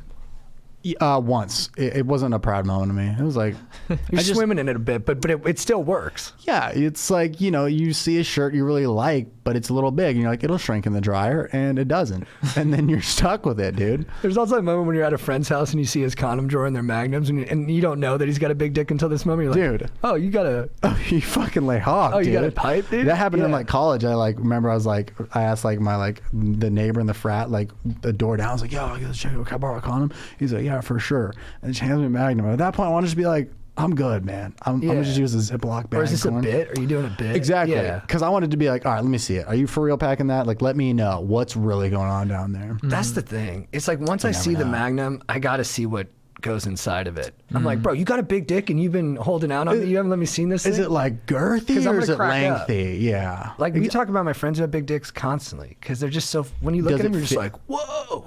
It also has to fit the vibe. Like if you got Magnums, but you're like, you can't put up 2 plates on bench, bro. What are we talking? You know? Yeah, God doesn't give anyone everything. Do you wish you could be a Magnum guy sometimes? Probably just to say it. I mean, the thing is like I've read something online. It's like because we had the same talk on our podcast where it's like They're not actually like longer. It's just like the girth. The girth. The girth. Yeah. The so girth. Good word. let me ask you guys this. So when you throw away condoms, do you roll it all the way to the bottom? No. Before you throw it?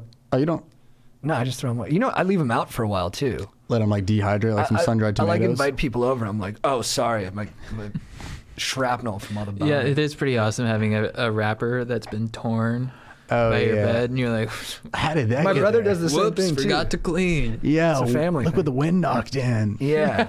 Yeah. Sorry, I just had sex earlier. Yeah. That's It from is- last night. Huh? It is a funny moment when you just see an empty condom. I don't know why. Like everybody knows that people have sex, but when you see the condom next to your friend's like dresser, you're like, oh, this guy fucks. Mm-hmm. There's something about it where you're like, oh, nice. Your premise for your video the other day about guys after they have sex Oh, was like going so- into the office. Dude, it's so true because like I have friends Thanks, like man. they'd walk in and they just feel like the weight of the world on their shoulders, and then the day after they had sex, they'd be like, "Hey, what's up, man?" They're just like Yeah. so pumped. They're just like walking. It's like it's the same feeling you have if you ever work out before work. Like you're on cloud 9 and then 2 p.m. hits and you're fucking out. But like you walk in, you're fucking just finger pistol everybody. Like, what's up? Bah, bah, bah, bah. It's just like a different feeling of like I'm crushing the day. Gary Vee's like, get up at 6 a.m. Fucking write your to-do list. I'm like, nah, get up at 6 a.m. Fuck some ass, dude. Get into it. From them. Dude, I think the best reality TV show is literally just Facebook. I just go on there and just see what people from my hometown are up to, and I love it. They're either starting beef or telling people why they need to sign up for something. Mm-hmm. I love it. It's great. Yeah, fighting on there is pretty interesting. When we're like, just like when Ernie Stone used to like take it to some people from the open mic scene. Oh, dude, there's nothing more forgot than about the LA comedy scene, that Facebook page. When people Yeah. pop off on there, it's like I read all of them. I love it. It's so yeah. But Dude, but speaking of like nothing really in particular, I want to talk to you. I feel like competitive with you sometimes. With me? Even though you're so like monstrally successful, it's like I don't know. Sometimes I'm like, and I'm always impressed by like your work ethic and the stuff you put out. But I do like sometimes I'm like, man, I want to beat this guy. I could see that. Yeah. But I also feel like when you guys popped, I was like, your guys' growth rate was going crazy. So I was also like, what the fuck are they doing that I'm not doing? You know, it's like, so it's all like, you're always going to look around you. You know, you always look kind of like, well, because I think we both kind of started at the same ground zero, right? We were both. And you gave us some help and like some tips and stuff on stuff too. Like we just not like super formally, but just like towel. Just But it shit and is just shit. like, yeah, it is just weird seeing a bunch of people, like we all started in the open mic scene, right? And then you see somebody start to take off and you'd be like, why the fuck, you know? Because then you go back to like, well, I'm funnier. I saw him bomb last weekend at fucking, you know, whatever this place is. And then so you start like going to like logistics or whatever. But it is weird when you see somebody pop off because you're like, really? This is the dude that the environment picked to like do that? So I don't know. I kind of, the best I've ever felt about my career is when I just started focusing on my own shit, really. Because then it was like, you know, I'm not worried about like outside voices or any of that. So I kind of like that. But I do see, I'm sure there's comics out there that are like, fuck this kid, he's not funny, whatever. It's just like, I don't know. I guess I'm just competitive. I think there's two ways to look at it. It's like you can either think of it as like competitive, or you can, but it's also like eye-opening to be like, oh, it can happen. This is how it happens. Like, Right. this could It's be possible. Yeah, Yeah. exactly. And that's like if they can do it, I can do it. Kind exactly. Of thing. Yeah. So that's kind of like how I would like talk to like the homies and be like, Yeah. dude, like I just kept a schedule of posting and I tried different shit, and then this is how it happens. And as you guys know, like you've posted videos that you're like, this is gonna bang, and then it flops. And then you've posted some shit where you're like, yeah, it's a normal video, and then the internet's like, this is God's work. Yeah. Right. So that's all I've been doing. Like I don't know what, like how, like it's just consistency and like trial and error. Yeah, it's kind of, you just push each other up. Yeah, exactly. And it's just like it all balances out. And like the hardest thing is like a video like blows up and then you're like, fuck, what do I put next? And then that video bombs and you're like, it's just like going back and forth on it. So like I don't like, I have like my best practices of what I like, can like try to do and all that shit. But like my job before I like quit and just did comedy full time was doing social media for a company. So like I just like studied the fuck out yeah. of the Did that help internet. you a lot? I think so. I think it made me understand why videos would do well on Twitter and not Facebook, and like why videos on Facebook would do well but not on, you know, just like kind of like understand the internet really well. Right. So like I was just posting every day for this company, the same video but on different formats, so I'd see why shit would do Whoa. well. So you're literally doing a controlled experiment on like what the sensibility is for each platform. 100%. So it was kind of Were like you like taking notes? You were like, okay, like No, it's just- cheerfulness works on Instagram. Like, it's more so just like you just take a mental note. Like you're like, I've posted enough on a Facebook and be like, okay, this video works because it gets right into it, versus like YouTube's more patient, but Instagram, you're scrolling so quick. Like start the video like now. Whatever the video is about, start it now. No intro, no fucking cool shot of like a time lapse of the sun coming up. Like this isn't, you know, it's not like an episode of Survivor or something. Back from the commercial break. It's people like want it now. Instagram? What's that? What were you saying on Instagram? Instagram, especially TikTok, all that shit. But like, just kind of like people just look at how fast people scroll. It's just like you don't. It's crazy. It's yeah. fucked. Even like crazy viral shit, like you'll see on your feed like 1 or 2 times before you're actually like, all right, now let me watch it. Oh, 4 people have shared it, then I'll watch it. But like, just look at how fast like random people scroll, and like you're like, oh, I have to compete with somebody with no headphones on who scrolls this quick. Do you ever see people like doing your style?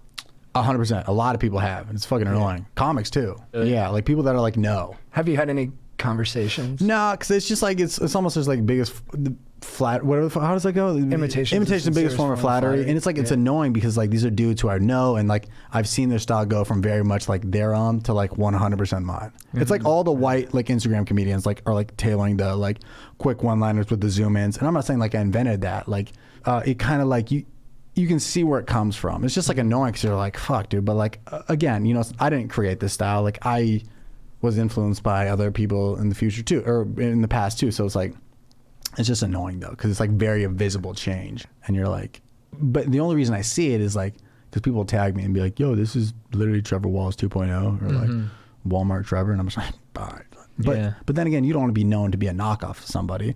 Like if somebody started doing like what you guys did, people would be like, this is Chad Goes Deep. Have you guys had people do that? There's a guy like a month or 2 ago who like went to a city council. Dude, I saw that. The chicken wing guy. Chicken wing guy, and I, you know, it's I don't know weird if he's because seen it's our like stuff or not. Yeah, I mean, he had to have. Yeah. Anybody that does like gets footage from a council, like the fact that you guys figured out how to do that is legendary. But other people had done it before. But yeah. To be fair, but thank you. But you guys went in character and you did that. Like it's a very like you guys kind of like. I don't understand. But you guys you went in there and you just like didn't take no for an answer, and you're like, you're gonna hear what I have to say because this is my time. So like it's kind of like they had to have. Those videos did crazy numbers. Yeah, no, with that one it was sort of like I was like, people were half like, yo, this is he's taking your style.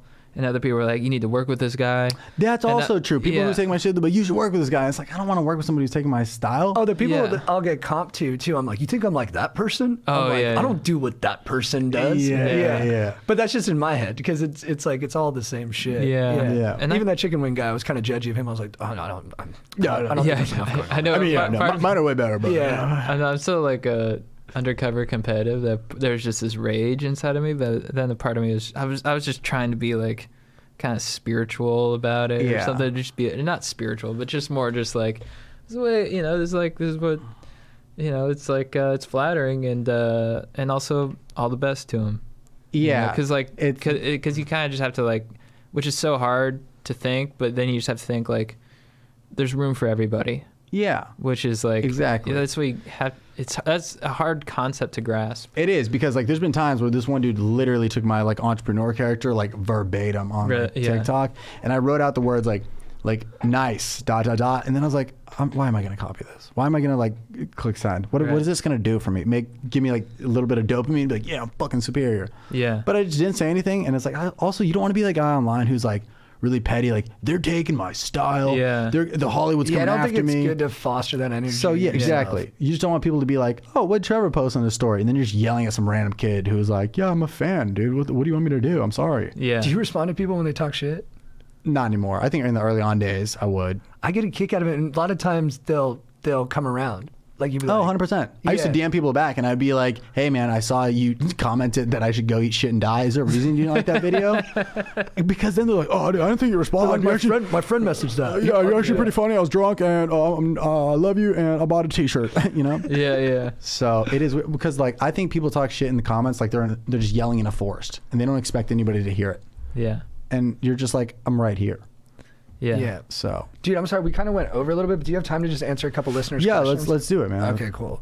We'll get into it. Boom, clap. I hope this message finds you well and you're stoked at an all-time high. I'm so thankful for your pod as a way to soak up good vibes, a lot of laughs, and the POV of some solid bros. A few months ago, I left an 8-year relationship, a high-paying but unfulfilling job, and moved 1,000 miles across the country so I'd be closer to family and revamp my life. I live with my parents in a small town and not looking to break quarantine anytime soon, but I would like to ease into meeting new people and practice conversation skills. Is there a non-creepy way of putting myself out there? I lack self-confidence and am shy about certain aspects of my life, which would be considered a turnoff. For example, being a vegan and straight edge. Is it rude to be on dating apps if you're looking for something serious? Is it worth it if I don't know where I'll be geographically in a year?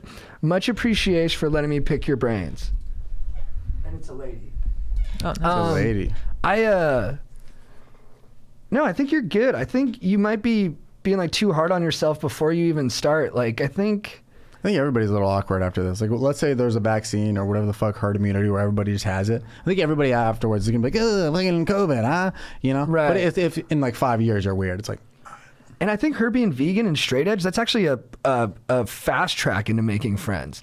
Because then there's like groups for that and you kind of already have like a shared language and kind of rapport. Mm-hmm. So yeah, I think the more defining things like that you can have, the better. I mean, maybe there won't be as many people who feel that way in your small town, but the people who do are going to be really good friends. Yeah, that's true. Maybe hop on chat roulette, get the social skills up. Yeah, and then I'm thinking if you're a lady and you go on Hinge, you'll meet some guys, and I think they'll be stoked to show you around. Yeah. My girlfriend said when she moved to Orange County, she just said on there like, "Hey, I just want people to show me around," and she said a bunch of people just showed her around, and it was really nice. Every dude's like, "So you just want to see like the zoo? Like that's it? You don't want to see like anything else?" And she's like, "No, I'm good." Fuck. Okay. Well, that's what I was like. In my head, I'm like a lot of disappointed dudes, but she was like, "No, they were like just stoked to show me around." That's I was cool. like, if you got good energy, people will kind of match it. Yeah, and she probably could tell before she met up with them that they're not just trying to like, be some freaks. Yeah, he wasn't like sitting on the hood of his like expensive car with like one hand like this and like a perfectly manicured 5 o'clock shadow. Yeah, like all those like gold digger videos. Those are my favorite. They're like, "Do you want to go on a date?" And the girl's like, "No." He's like, "Oh, really? Because this is my McLaren." And they're like, "Well, I must go to get coffee with you now." Well, then in the McLaren, it's that one center seat and then the 2 back seats are behind it. Yeah. So she'd have to sit in the middle. She'd have to sit 3 feet to the right behind hand, him. Yeah. It's enjoying it back there. It's a seat in the middle. I think so. I didn't even know that. On That's the famous one, the McLaren S1 from like 20 years ago. They probably have newer models that don't do that. Pretty tight, dude. It's pretty legit. It'd be annoying to like give your car to drive-through workers. You're like, "Oh, fuck, I gotta stretch." Will you ever have a car that the doors go up like this, like the wing style? I don't think so, because you can only do cool shit. You only look dope getting out of that at valet. But if you're pulling up to TJ Maxx, it's like it's so much. You know? I'll tell you what I am gonna get. I am gonna get an orange Toyota Supra. Okay. The exact one from Fast and the Furious 1. That's pretty tight. That is what I'm going to get. That's pretty sick, though. And I'm going to drive that on the PCH. I also think this girl, you had that high-paying job, maybe get like a fun car that sticks out when you go places. That's true. Yeah. Get like a Mercedes G500, lease it, so you don't got to pay that full ticket price. Yeah. Do you like those? No. They're everywhere in this fucking city. But they stick out. They do. And then you just get a funky color on it. If you get one of those in Iowa, you'll stick out. Out here, you blend right in. But I think you're going to make friends. It is an awkward time right now. It's hard for people to meet other people, but you just got to put yourself out there, whether it's DMing, dating apps, whatever it is. You might look goofy once in a while, but I'd have faith in yourself that you're pretty cool and people will recognize that. Yeah, I'd say live your life. Like JT said, you're kind of being hard on yourself, Like, I wouldn't worry too much about the rules around dating apps. Just go meet people, have fun, be vegan, straight edge. I love it. Yeah, you got two lanes. Like, you want to hang out just straight edge or just vegan or both, Dude, my straight edge friends in high school had like 40-year-old friends. Because I think if you're like 40-year-old straight edge, you don't really do things that other adults do. So you kind of have to hang out with teenagers. Yeah. Really? I don't know. I just go like my friend who was straight edge was in a fight, and I like helped organize the fight because I thought it'd be a lot of fun. Do you help to organize the fight? Yeah. The poor kid in my summer school class was like, "Dude, I don't think I want to fight him." I was like, "You kind of have to, man." You used the title card championship. Yeah. I'm like, he showed up super drunk. Just got his ass kicked. Yeah. Poor guy. But yeah, I set up the fight, and then when I got there, I was like, "Who are all these 40-year-olds?" They're like, "Oh, those are Dave's straight edge buddies." Yeah, and they just kind of made sure it didn't get too out of control. Yeah. I do think though straight edge nowadays is like a little bit more. If you're in LA, especially, it's like more normal than people who booze a lot. Right, you're sober. You're just sober. Yeah, you're not even straight. Well, I think there's a difference between sober and straight edge. Straight edge is a little more like I have XX, like tattooed on the like, music. It's a little more, but I mean they're proud of it for a good reason, you know. A little Fugazi soundtrack. Yeah, I mean sober is more just like, oh yeah, I don't really drink because I just want to like focus on my career. But straight edge is like, I live, eat, breathe oxygen. You know what gets me off? Oxygen, life. I come to sequoia trees. That's cool. I wish I could. Of all the trees, yeah. It's a great tree to come to. It's kind of the biggest. It's the most magnum of all the trees. I would say so myself, yeah. All right, what's up, Stoke Lords of Dogtown? Your intellectual guest and the cherry on the milkshake of this pod, Aaron. I write to you guys with great concern about my sister. She is 21 and I am 18. She has been drinking a lot of hard liquor and doing shrooms lately. I would totally ask her for some shrooms, but there's a problem.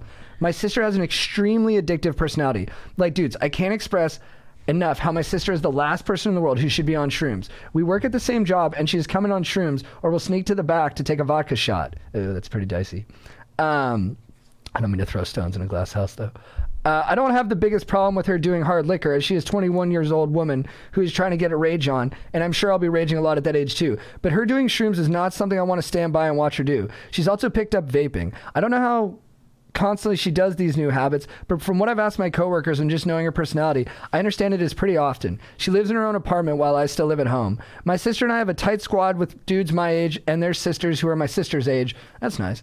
And I was talking to one of the girls who said it is also making her uncomfortable. So I know I am not overthinking this. This mutual friend of ours seems as bummed about it as I am. Also, she completely bypassed weed and went straight to shrooms. That's weird. First, which I don't think is something someone like her should do. I hope this doesn't make me seem like I'm speaking negatively about my sister. I could write a million emails about what I love about her to you guys too. These new habits are making me super concerned though. To put it simply, I just feel like she's going down a bad path and doesn't know it. And so now I am asking your wisdom. Should I talk to her about how I feel? Do I wait a few more months and see if it is a phase? If I were to talk to her, how can I do my best to plead with her to slow down? You guys are expert ragers and I would love to hear your input on the situation. I think I would say something lovingly, without judgment. I think I would just I would just put it in her, orbit that you're a little bit concerned, because you don't want to come in judgy, because then they're going to be like, they're going to be like, oh, fuck you. And a lot of times with these situations, you kind of they have to want to change themselves. But I think it really matters when someone that you love and care about says something to you and it sort of like, hits you deep in your chest, like when I woke up nude at my brother's college and he's like, you shouldn't wake up nude when you come visit me. That hit me hard. That'll do it. Yeah, I agree with Chad. I think you got to think, what would you do if she approached you about trying to help you with something in your life? You'd probably receive it as love and think she was just looking out for you. I was doing too much Molly and my friend was like, yo, you got to slow down. Mm-hmm. And I was like, okay, he's probably right. I don't think this person. There's no like retaliation, or you're like, no, fuck you, I'm not. No, I have that in me, but no, with him, I was just like, he wouldn't say this to me unless it was an issue. Really an issue. Okay. And then I think you just come in and you're just like, hey, I'm scared. And then you guys will have a good conversation and you'll probably see better where she's coming from. And then, you just got to come out and be like, hey, it's just because I love you. And I think that'll come through because you clearly do love her a lot. Yeah, you got to end it on that note, just because I love you. It's a good one. Yeah. You can't be like attack you with it. No, you're just like, hey, I noticed you've been, especially her doing that at work. Like, you can't be drinking on the job and stuff like that. That's just because it's going to get you fired. Yeah. And it's not something she can be honest about. If you're doing behavior that you can't be honest about, you're probably doing maybe something you shouldn't, or you're not working in the right place. You can also just have the boss be like, hey, I was looking at security camera, started taking a shot. Like, you got to just slow your roll a little. But then the boss might just be like, wait, who? What? Fired. So maybe not the best idea. And I wouldn't narc on her. Yeah. No. But I would talk to her, and I think especially if her friends are concerned, I wouldn't bring that up. But that is good that, it's not just, it's been, other people are kind of maybe seeing what you're seeing and think it's cause for concern. But she'll be all right. You just got to talk to her. And just tell her you love her. Ex-girlfriend gets engaged. What up, Stoke Senseis? Daniel's son here. In a bit of an emotional dilemma and was hoping you could help. In August 2019, my girlfriend and I of 3.5 years broke up in a mutual yet very emotional split. I was very rattled for a time, but slowly refilled my Stoke tank. A few months later, though, it's clear she's got a new boyfriend. Definitely hurt me a bit, but I tried to move on and did having a short-term relationship about 6 months later. Fast forward to the end of September 2020, and I found out through social media she got engaged to this dude just over a year after we broke up. Obviously, I have no right to be angry. She's her own person and she can do what she wants, but definitely feels somewhat hurt and weirded out by this revelation. I think you're also angry too. He's definitely hurt. Yeah. Yes, people who are hurt definitely love to say, I'm not hurt. Yeah. Which is a normal feeling to have, but like, I think you gotta just like block her on all social media or like mute her. You don't need that energy in your life. You don't want to be the guy looking through the window being like, what's she up to? You know, just don't look at her shit. Then you start posting happy shit because she's looking too. And then he said, I don't regret the breakup at all, but I'd be lying if I said it doesn't bother me a little. I've only told 2 of my best bros about it, but no one else. Is this a chill move by her? Am I being a schmoll and should just forget about it and move on? Should I stop holding it and tell people it's on my mind? Also, possibly she got pregnant, but to be honest, seems unlikely. Wow. No, dude, I mean, I don't think, like, you're just a sweet guy. You just love this girl a lot, but I don't think she's being unchill. She just met someone else who she jived with, and you guys probably weren't meant to be together. But I agree with Trevor. I think you just got to put the blinders on, not pay attention to her, and take all that good love for you feel for her and put it into another person who's going to appreciate it. Sure. Yeah. And then maybe, you know what? And like Trevor said, she's watching you. The race is long and slow and in the end only with yourself, but it's also with other people. Your marriage is going to last 3 times as long. She probably thinks about him while she's with the new guy. Oh, yeah. Little things like, oh, he used to do this. When she's got an O, she's like, thinks back to the last dude. Yeah. Yeah, I think you just got to shift your perspective on it. Like, this is the fuel you need to fucking dominate, you know? Yeah. Because essentially So, telling people, yeah. it's not going to do any justice. Nobody's going to give you like empathy points. You kind of just got to be like, all right, well, you got to look at it like, she'll regret it. And then you just keep living your life. Yeah. It's like you take in that pain, you're like, you say, thank you. Now Yeah. I'm going to go become an astronaut. Dude, use that fuel. That's the fuel you need to like just achieve great or things. right into Gary Vee and be like, what the fuck should I do, Gary? Yeah. He'd tell you to go be productive and like just He's like, create. you're heartbroken at age 20, you Yeah. stupid fuck. He'd tell you to go create an epic life, which is what you gotta do. Yeah, no, I think life is long and you'll find somebody else. Yeah, dude, I'd just be stoked for her. I'd just be like, look, I'm so happy that you met someone. You deserve it. Oh God, dude. Yeah. But that type of energy will Take the drive a high girl. road. She'll be like, what does that mean? He said he was Yeah. happy, but is he happy? But if you're just like if you're like High road non-emotional, to 1,000. Yeah. Just Good so for you. happy for Congrats you. on the yeah. baby. Did you guys just bone? Nice. Yeah, I heard you might be pregnant. I couldn't be more stoked. Yeah, on I saw your Amazon wish list. I'm gonna send you a crib. I'm like, I'm not pregnant. I still send you one anyways. I'm happy for you. That was you what guys do have a baby. P. Diddy sent Ben Affleck and J-Lo like Rolls Royces when they got engaged. Really? Dude. Yeah. Wow. But I'm That's happy hilarious. for you. Yeah. The I'm happy for you is hilarious because like on paper you're like, this guy didn't do anything wrong. But you can be as petty as you want to be like, I'm happy for you. And I also have $1 million I can just waste in case you guys were curious. Oh, yeah. Trevor, dude, thank you so much for coming in here, man. Thanks for having me, It's guys. great to see you, man. It's good to see you, man. Yeah. It's a good time. I dig that sweatshirt. Thanks, man. This company, Chinatown Market, just sends me shit all the time. And I'm like, it's great because I never have to do laundry. So What do you do with all the swag you get? A lot of it is just like sits in a closet. A lot of people does send me does it alcohol. get frustrating where you're just like another box? Sometimes, like Four Locos sent me like 24 Four Locos. And I was like, what? Am I supposed to do this? That's So I'm just going to show up to like a Halloween party and be a legend. that's Like, here, take Setenta this. Ocho and leave. for Locos. It's a lot of Locos. That was the biggest number I knew how to say in Spanish. 30. Ochenta. It's 90, but I can't say 90. It's so many. So many Yeah. Four Locos. 96. Yeah. Yeah. But it's like, it's the pros and the cons of being like 96. having like a following or whatever. What's 96 times 4? That's like 384 loco. That's how loco you could get, bro. Dude. 96 Pretty loco. I could get Loco every day for the year and then some. Yeah. Did you drink locos when they had caffeine? Yeah. It was so much better. Dude. The That was best. like, I feel like my pit bull just got neutered. It was like, that's when the know. life was really living. Yeah, like now I'm drinking like a cheeseburger. Yeah, now I gotta like drink a 5-hour energy after it just to like feel something, you know? For sure. It's not good. Yeah, I miss it. I still have a Four Loco, an OG Four Loco in my Do you really? my old room, but it's in a water bottle. Oh, wow. So I definitely shouldn't drink it, but it's in my old room at my parents' house, and it's just chilling, great flavor. That's I don't know what I'm crazy. gonna do, but I think I could solve Corona with it. So I don't know. Yeah, you could put that on like it could be like an antibiotic. Yeah, I'm going to just send it to Wuhan and be like, what can you do with it? You'll read that sometimes. It'll be like, new study says cocaine might help with COVID. And you know there's just some coke addicts out It's there. just a bunch who of are dudes at USC. Please, like, please, dude. Please let this be a thing. Please let this be real. My parole officer is really pissed until this gets cleared. No one can say shit to me. You're just railing lines. Do you remember when they said nicotine might? They'd be like, nicotine might protect you against COVID. I love when the weed articles came out. Like every stoner comic was like, I fucking told you guys. Yeah, And I'm like, yeah. hell yeah, Stoner dude. comic. They like haven't talked for like months and they're like, fucking yeah, I'll be fine then. Yeah. You know, I love it. I just love everybody to do their own thing. You know, whatever makes you happy, do it. For sure. That's a good closing note. Yeah, man. Well, shit. Good to see you, man. Later, Yeah. brother. Have a good set tonight, man. Thank you, dude. I appreciate Yeah, it. good on you It's for your doing these fucking shows, ankle, man. But yeah, thank you. And I got a podcast, Stiff Socks, if you guys want to check Oh that yeah, out. yeah. Check Anything it you want? out. Anything you want to plug? Stiff Yeah, Socks just a pod? podcast. Yeah, you did an episode a while ago, and yeah, it's just called Stiff Socks. We'll have you Nice. on someday. It's Please, just, man, yeah. It's a good time. Just boys being boys every Wednesday. Not to Nice. compete with. I love anybody else. Blaustein, too. He's a great guy. That was great. Yeah, Yeah. he's fucking wild in too. So his stories are great just to listen to, and I feel like you guys would mesh really well together and just good energy. Yeah. Yeah, I like him a lot. He's a great guy. Hell yeah. Well, dude, All right, dude. thanks for having me on. Yeah, we're going to keep going. We have like another part to this, so we'll Oh probably. fuck, yeah. dude. Got to run them ads and shit. Yeah, we got to do the Oh, ads, and then we yeah. do like our beefs, babes, and legends. Oh fuck, that part sounds fun, dude. Dude, next time. We'll have you back. I don't have beef with anybody except Nicolas Cage. All right, I'll see you guys next week. All right, Have a good set. Yeah, have a good set, man. take care.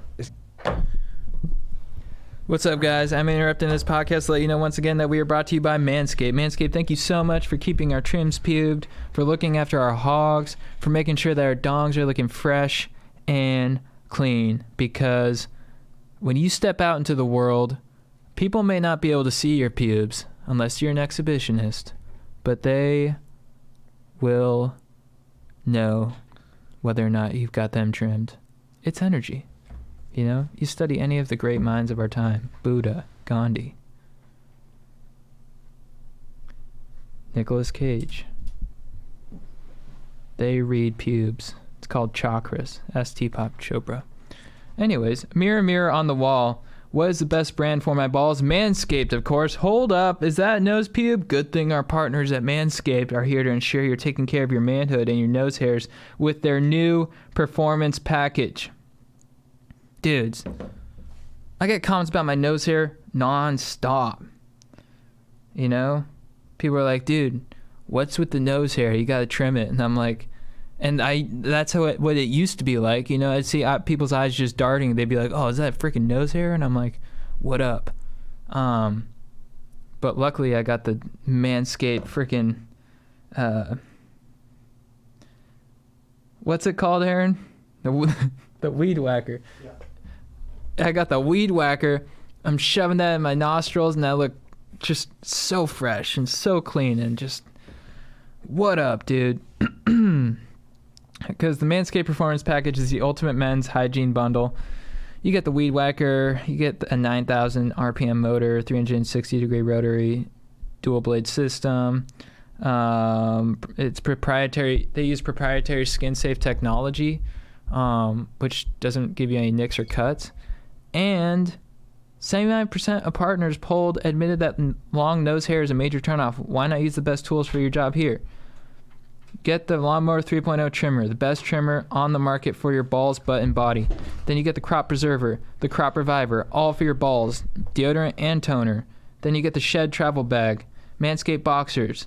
You get replaceable blade every 3 months to keep your weed whacking and lawn mowing time clean and enjoyable. The performance package is the best value that Manscaped has to offer. So get 20% off plus free shipping with the code GODEEP20 at manscaped.com. Thank you, Manscaped, for making our holes look sexy. That's 20% off and free shipping with code GODEEP20 at manscaped.com. Okay, back to the episode. Beast mode. Chad's also wearing the new merch, guys. Oh, yeah, this is the little wiener. Good looking shirt. Where's the camera? There? Yeah. It's a little weenie. For you. Well said. Chad, what's your beef of the week? My beef of the week is with people who love fall. You know, people who love seasons, quote unquote. Yeah, okay. Enjoy those seasons. Yeah, I don't know, dude. I just like I love summer so much, and this may be a little bit harsh, but it really just irks my chain when people, like to rub it in your face that it's fall. They're like, it's fall. Look, there's pumpkins. Let's go to a pumpkin patch. There's leaves falling. And I'm like, I don't need that, okay? I don't need you to remind me constantly that summer is over, I don't know. It's just, it's kind of a, to each their own, I guess, but just don't remind me that it's fall. No, it twists my ball hair too. Yeah. Like, I'm so pumped it's raining. Yeah. I was like, because it's not cool. Yeah. That's why you're pumped. Yeah. And I always appreciate optimism. Yeah. But I'm like, where's this enthusiasm when it's sunny? Yeah, dude. And then the line of death is, or the question of death is, or no, the line of death is like, hey, you'll probably need a jacket.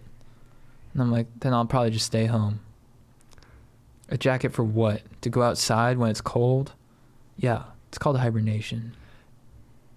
Aaron, what's your beef of the week? My beef of the week is with Corona deniers.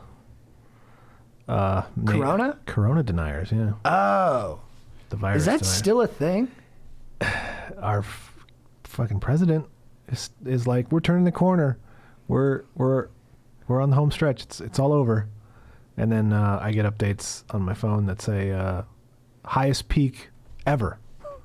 I mean, Yeah, we almost hit 100K. Oh, when? Where? We hit 94,000 like 2 days ago. Oh, really? I just don't even pay attention to that news I wouldn't. anymore. California's actually not doing so bad. Really? If you go to the New York Times Grid of America, we're still a nice light yellow rather than a dangerous Montana orange. Oh, yeah, Montana's taking a hit, huh? Big time. How's your dad doing? He's in here right now, so that's good. Oh, nice. Yeah. But Aaron, I'm sorry. Continue, brother. yeah, it's just, I know we're tired of it. I know we are. I'm tired of it. But you just gotta, you can't be reckless because it's still out there and it doesn't give a shit if you're tired. We just have to wait for that goddamn vaccine, which is not coming before the election. What? Because that, yeah. Trump said it would be here in a couple weeks. Dude, the election's next Tuesday. Isn't that It's- crazy? The vaccine is his Canadian girlfriend. She exists, I swear. You should have met my Canadian girlfriend, Tess. She was beautiful. Yeah, and She would never get COVID. it's just insane, and we get some comments on our YouTube page that just drive me up the wall. And if anyone here frequents the All Things Comedy YouTube page, just know that if you are a mask denier or whatever, you're getting blocked forever. So yeah, it's just frustrating seeing that stuff that's still out there. A part of one of my legend will be what's in the Borat movie, but yeah, it's We watched It's that together. We had a nice weekend. Mm-hmm. Chad and I hung out, did mushrooms, watched the Borat movie. Yeah. it was great. My beef of the week is with people who describe themselves as empaths. A empath is someone who uniquely feels other people's emotions. They're very empathetic. Everyone who uses it on reality shows clearly doesn't feel what other people are feeling. Because if they did, they know we all think they're huge renobs for saying that. Because here's the thing. Us real empaths, we would never describe ourselves as empaths. We would know that would just come across as hugely douchey, and that since you're on a dating show, you're going to do a lot of things that aren't going to look empathetic, and you're going to kind of make yourself look like a dick for saying it. And I meet people in real life who are like, I'm an empath. You mean you sort of know what other people are feeling? It's like people who describe their sense of humor as sarcastic. Yeah, I have a very dark sense of humor. Oh, do you, guy who's never made anyone laugh? Do you? So if you say you have a dark sense of humor or you say you're an empath, I got news for you. You should introduce yourself another way that will make people like you. Just say you suck. I suck. That's kind of likable. Also, I kind of borrowed this whole empath jag from my girlfriend. She hates empaths. She didn't like it when people describe themselves as empath. Mm-hmm. Yeah, but yeah. Is this? But I felt what she was saying, so I needed to talk about it. Is this directed at a specific reality star? I don't even know. Someone just said it on something. And I was like, oh, dude, just shut the fuck up. You know, when someone says something, you're just like, oh, dude, just shut up. Mm-hmm. It was like that. Mm. Chad, who's your babe of the week? My babe of the week is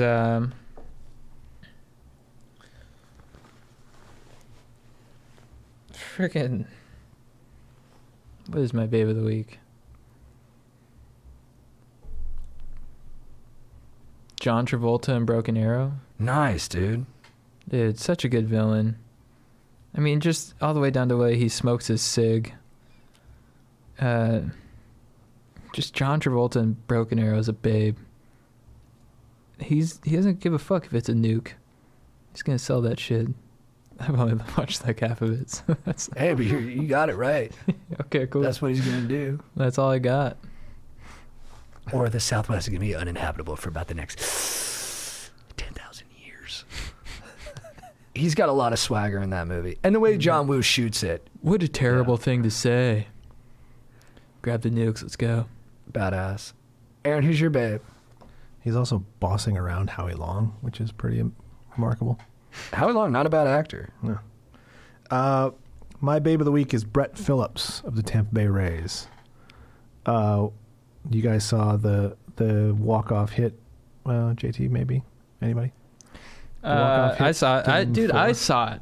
I've been watching this World Series. I saw it. All right. Yeah. Yeah, it was... I mean, he was put in there to pinch run an inning or two before. Was never supposed to get a plate appearance. Then he's in a World Series game. They're down by 1. He's facing the Dodgers closer. He's down to 2. I think he's 0-2 or 1-2.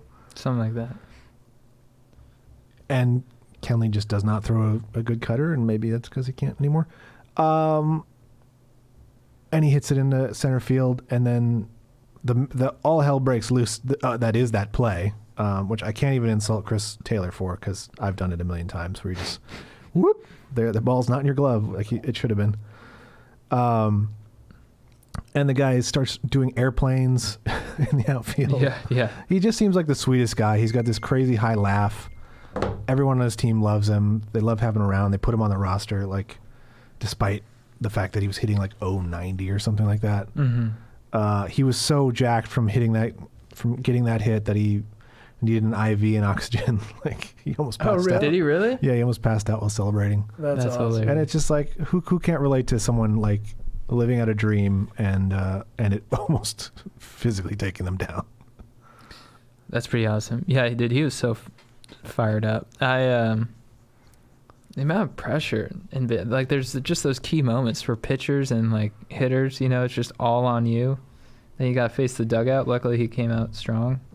Even though I'm kind of rooting for the Dodgers. Sorry, Aaron. No, I mean it doesn't matter who you're rooting for. Good for LA. It's just like that was incredible. Yeah. Yeah. We need it. My baby of the week is Aaron Sorkin. You just got to give it up to the guy. I mean, he's just got a long list of bangers to his credit, and now he's directing, and I like the 2 movies he directed. I watched The Trial of Chicago 7, which there's been like 6 different versions of, and I think his is the best. I guess he takes a lot of creative liberties with history, but to great effect. I mean, I was crying a couple times, and the performances, you got Mark Rylance, he just gets great actors. You got Joseph Gordon-Levitt, you got Sacha Baron Cohen, you got Eddie Redmayne, who I've never been a huge fan of, but like just totally inhabits this character, like voice and movement wise. And then, and I'm missing some other big actors, but it's just from top to bottom, really well acted. And then he just writes great scenes, like just stuff that is moving and articulate and relevant to what's happening today. And he's been doing it for 30 years. You know, he had coke problems, he's battled, and he just keeps doing good work. And then, you know, people, they get on him because he can be a little grandiose and they think they see his ego in what he's writing. I tell you what, whatever it takes for him to do it, he's earned it. Social Network, A Few Good Men, The American President, now Trial of Chicago. I didn't even know it was his movie. At the end, I just saw, written and directed by Aaron Sorkin. I was like, no wonder this shit fucking he directed ripped. it too? Yeah. Then he did Molly's Game. I love that movie. Mm-hmm. Some people don't like it because they think it's like, there's too much mansplaining to the Jessica Chastain character. I'm like, I don't know, man. I thought it ripped. I thought she was great. I thought her dad, Kevin Costner, was great. I love the whole thing. The guy, I don't know. He's up there for me. I like watching his. I've been watching interviews with him recently, just randomly, and yeah, it's cool hearing about his process. About he like acts everything out, like when he's writing. And like one time he was writing some scene. I forget for what movie it was, but he was so fired up that he fucking like ran through a wall Right. and broke his nose. Dude, that makes sense. His scenes get you so fired up. I could Yeah. see writing that, and then that's maybe what people are talking about. They're like, you can feel his ego, and I'm like, yeah, it's great. He's Yeah. writing stuff so good, it gets him pumped up like he hasn't seen it before. That's just an example of people looking for something to be upset with him for. Yeah, can we just treasure this man? Yeah. That's just like people that are like, what can I do to like take him down a notch? Right. And you're like, nice. Not very. Those people are not empaths. Aaron Sorkin is a legit empath. I got a few things to say. You got some beef? Yeah, he's kind Aaron, of. you know what? I'm not totally surprised you got beef with Sork. Come with it, though. Yeah. He's kind of anti-union. He's anti-WGA, and he's in it. Oh, in his personal life? Yeah. Oh, I'm sure he's got a bunch of stuff he's done that's no bueno, and stances that are incorrect. But what about the work? I mean, West Wing characters say a lot of things but don't do anything. Politicians, particularly in that show. But, yeah. And you see some parallels with him? I see that. Well, unfortunately, I see that in Democratic administrations. Yeah. So that's a bummer. That's what Trump takes it to Biden over. Wait, so you're saying that the characters in the show are all talk and no action? And that Yeah, and that unfortunately influenced a lot of the Obama administration. Oh, really? And guys who, came up watching The West Wing and they're like, that's what I want to do. And it's like, okay, well, great. And obviously Obama was a great speaker. Oh, that's But interesting. you got to get it done. Is that too much to put on the guy, though? He had 8 years. I mean, he wrote The West Wing, and now we're going to blame him for Obama's administration?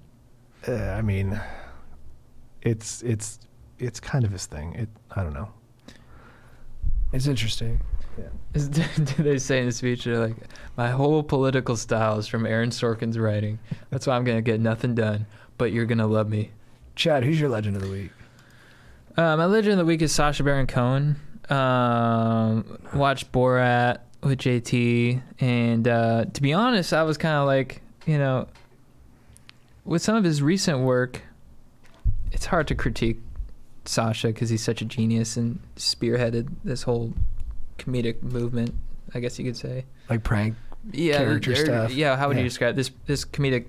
He's style. He's just a master of this style, and but I came into it kind of like, I was like, I don't know if I like the whole. It's a little pointed politically now. Like Ali G was a little bit more fun, but then you watch the second Borat, and you're like, he's a genius. It's got some great stuff in it. Yeah. I mean, he's just he's the master, and you understand. I understand why he's made those choices in his work to go a little bit more pointed. I personally, I think one, because it's like you gotta heighten what you've done on top of Borat, Right. and it's like all right, well, I'm gonna go for real political figures now and try and like, really make an impact culturally and politically, I guess. And also he's got his values, and I respect him for it. He realizes he has a voice, and he wants to like use it for change and good. So I respect him for that. But he's just the master. Agreed. And I gotta give it up to him. And I've always loved his work. Ali G I still watch weekly. All the Borat stuff, so good. I mean, it was all so good. And he's awesome. So Sacha, you're my legend. Love it. Aaron, who's your legend? Gonna have to make it 2 for 2. Sacha Baron Cohen was my legend as well. Oh right. Did you say that earlier in the I pod? said he was gonna come up. Yeah. Oh right. Okay. Yeah. My bad, dude. No, it's all It good. came into my dome. Yeah. No, totally. I mean, it's out there. It's happened this weekend. I mean, he's incredible. He the way he is, because he's not the first guy to do pranks, right? Mm-hmm. There have been great prank shows before, Yeah. but the way that he can A, develop a character, and B, stay in it when it seems like all is lost. I mean, he doubles and triples down on it. It's incredible. And now he has this new actress that he's introduced us to. I don't know how to say her name, but Dude, she was amazing. yeah, but yeah, it's incredible. I just don't know what else to say. And we share a birthday, so that's great. Oh, nice. Yeah. Dude, my legend of the week is Bob Marley, Nice. reggae singer. Oh, not the comic? No, Okay. the singer, dude. Dude, I would see that on Sirius XM. Comedian Bob Marley. What was his stylings? I never listen. Yeah, I'd just be disappointed. Like, is this Three Little Birds or No Woman, No Cry? It's like, no, this is Starbucks. Yeah, poor guy. Starbucks bathrooms. It's like the baseball player named Will Smith. Such a bummer.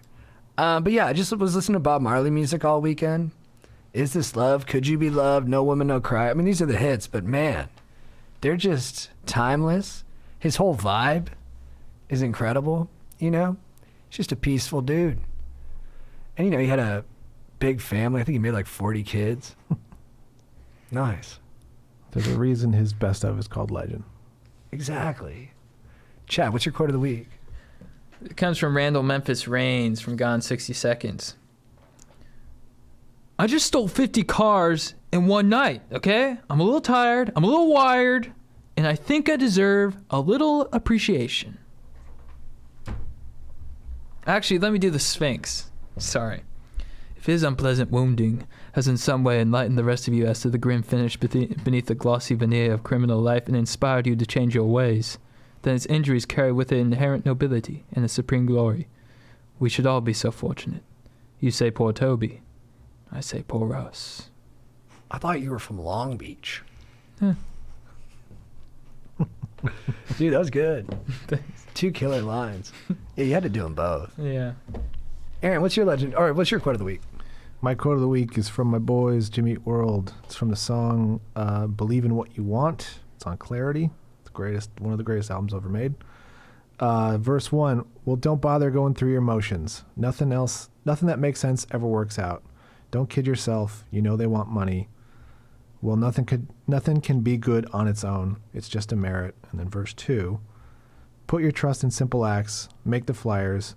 Get them up all over town. Don't kid yourself. You know it's for money. Well, please keep in sight what makes you care. You'll have it always. It's kind of about, at least to me, it's about like what you do and what your actual goals are and your motivations are versus what you do just for fun, and not for money. Nice, dude. My quote of the week is this song "Holy Shit" by Father John Misty, the singer. Dude, this song has the best lyrics, I think, of any song ever. Now, I am prone to hyperbole, but in this moment, I believe it full-heartedly. That rhymed a little bit. And he just captures everything that's happening now. He goes, ancient holy wars, dead religion, Holocaust, new regimes, old ideas, that's now myth, that's now real. Original sin, genetic fate, revolutions, spinning plates, it's important to stay informed, the commentary to comment on. Age-old gender roles, infotainment, capital, golden bows and Mercury, bohemian nightmare, Dust Bowl chic. This documentary is lost on me, satirical news, free energy, mobile lifestyle, loveless sex, independence, happiness. Oh, and no one's ever knows the real you, and life is brief, so I've heard. But what's that got to do with this atom bomb in me? Coliseum families, the golden era of TV, eunuch sluts, consumer slaves, a rose by any other name, carbon footprint, incest streams, fuck the mother in the green, planet cancer, sweet revenge, isolation, online friends.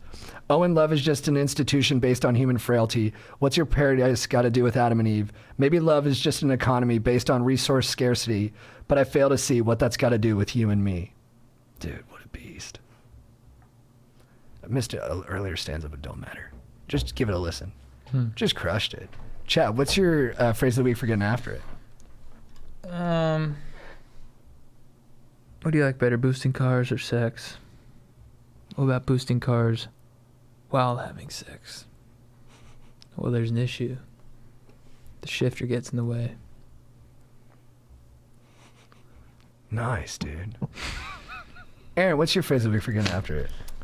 Hey, let's go do airplanes in the outfield, man. Nice. Dude, mine is this referee one time who was calling a game in like the 80s, and Jim Kelly, the quarterback, just got pinned down by a D lineman, and the D lineman just beat the shit out of him. And the ref goes up and goes, penalty on 85. He had the quarterback on the ground. He was giving him the business. Very passionate. He acted it out good. Check it out on YouTube. All right, dudes. All right. There you have it. Well, shouts to Trevor Wallace for coming on. Legend. And Aaron, good to see you. Aaron, good to see you. Chad, good to see you, bro. You as well. Yeah. See you tomorrow for we're doing an episode of History is Dank. Oh yeah, we're doing a Battle of Midway. Yeah. I think we'll put that out on here too. Yeah. If you need advice, these guys are really nice.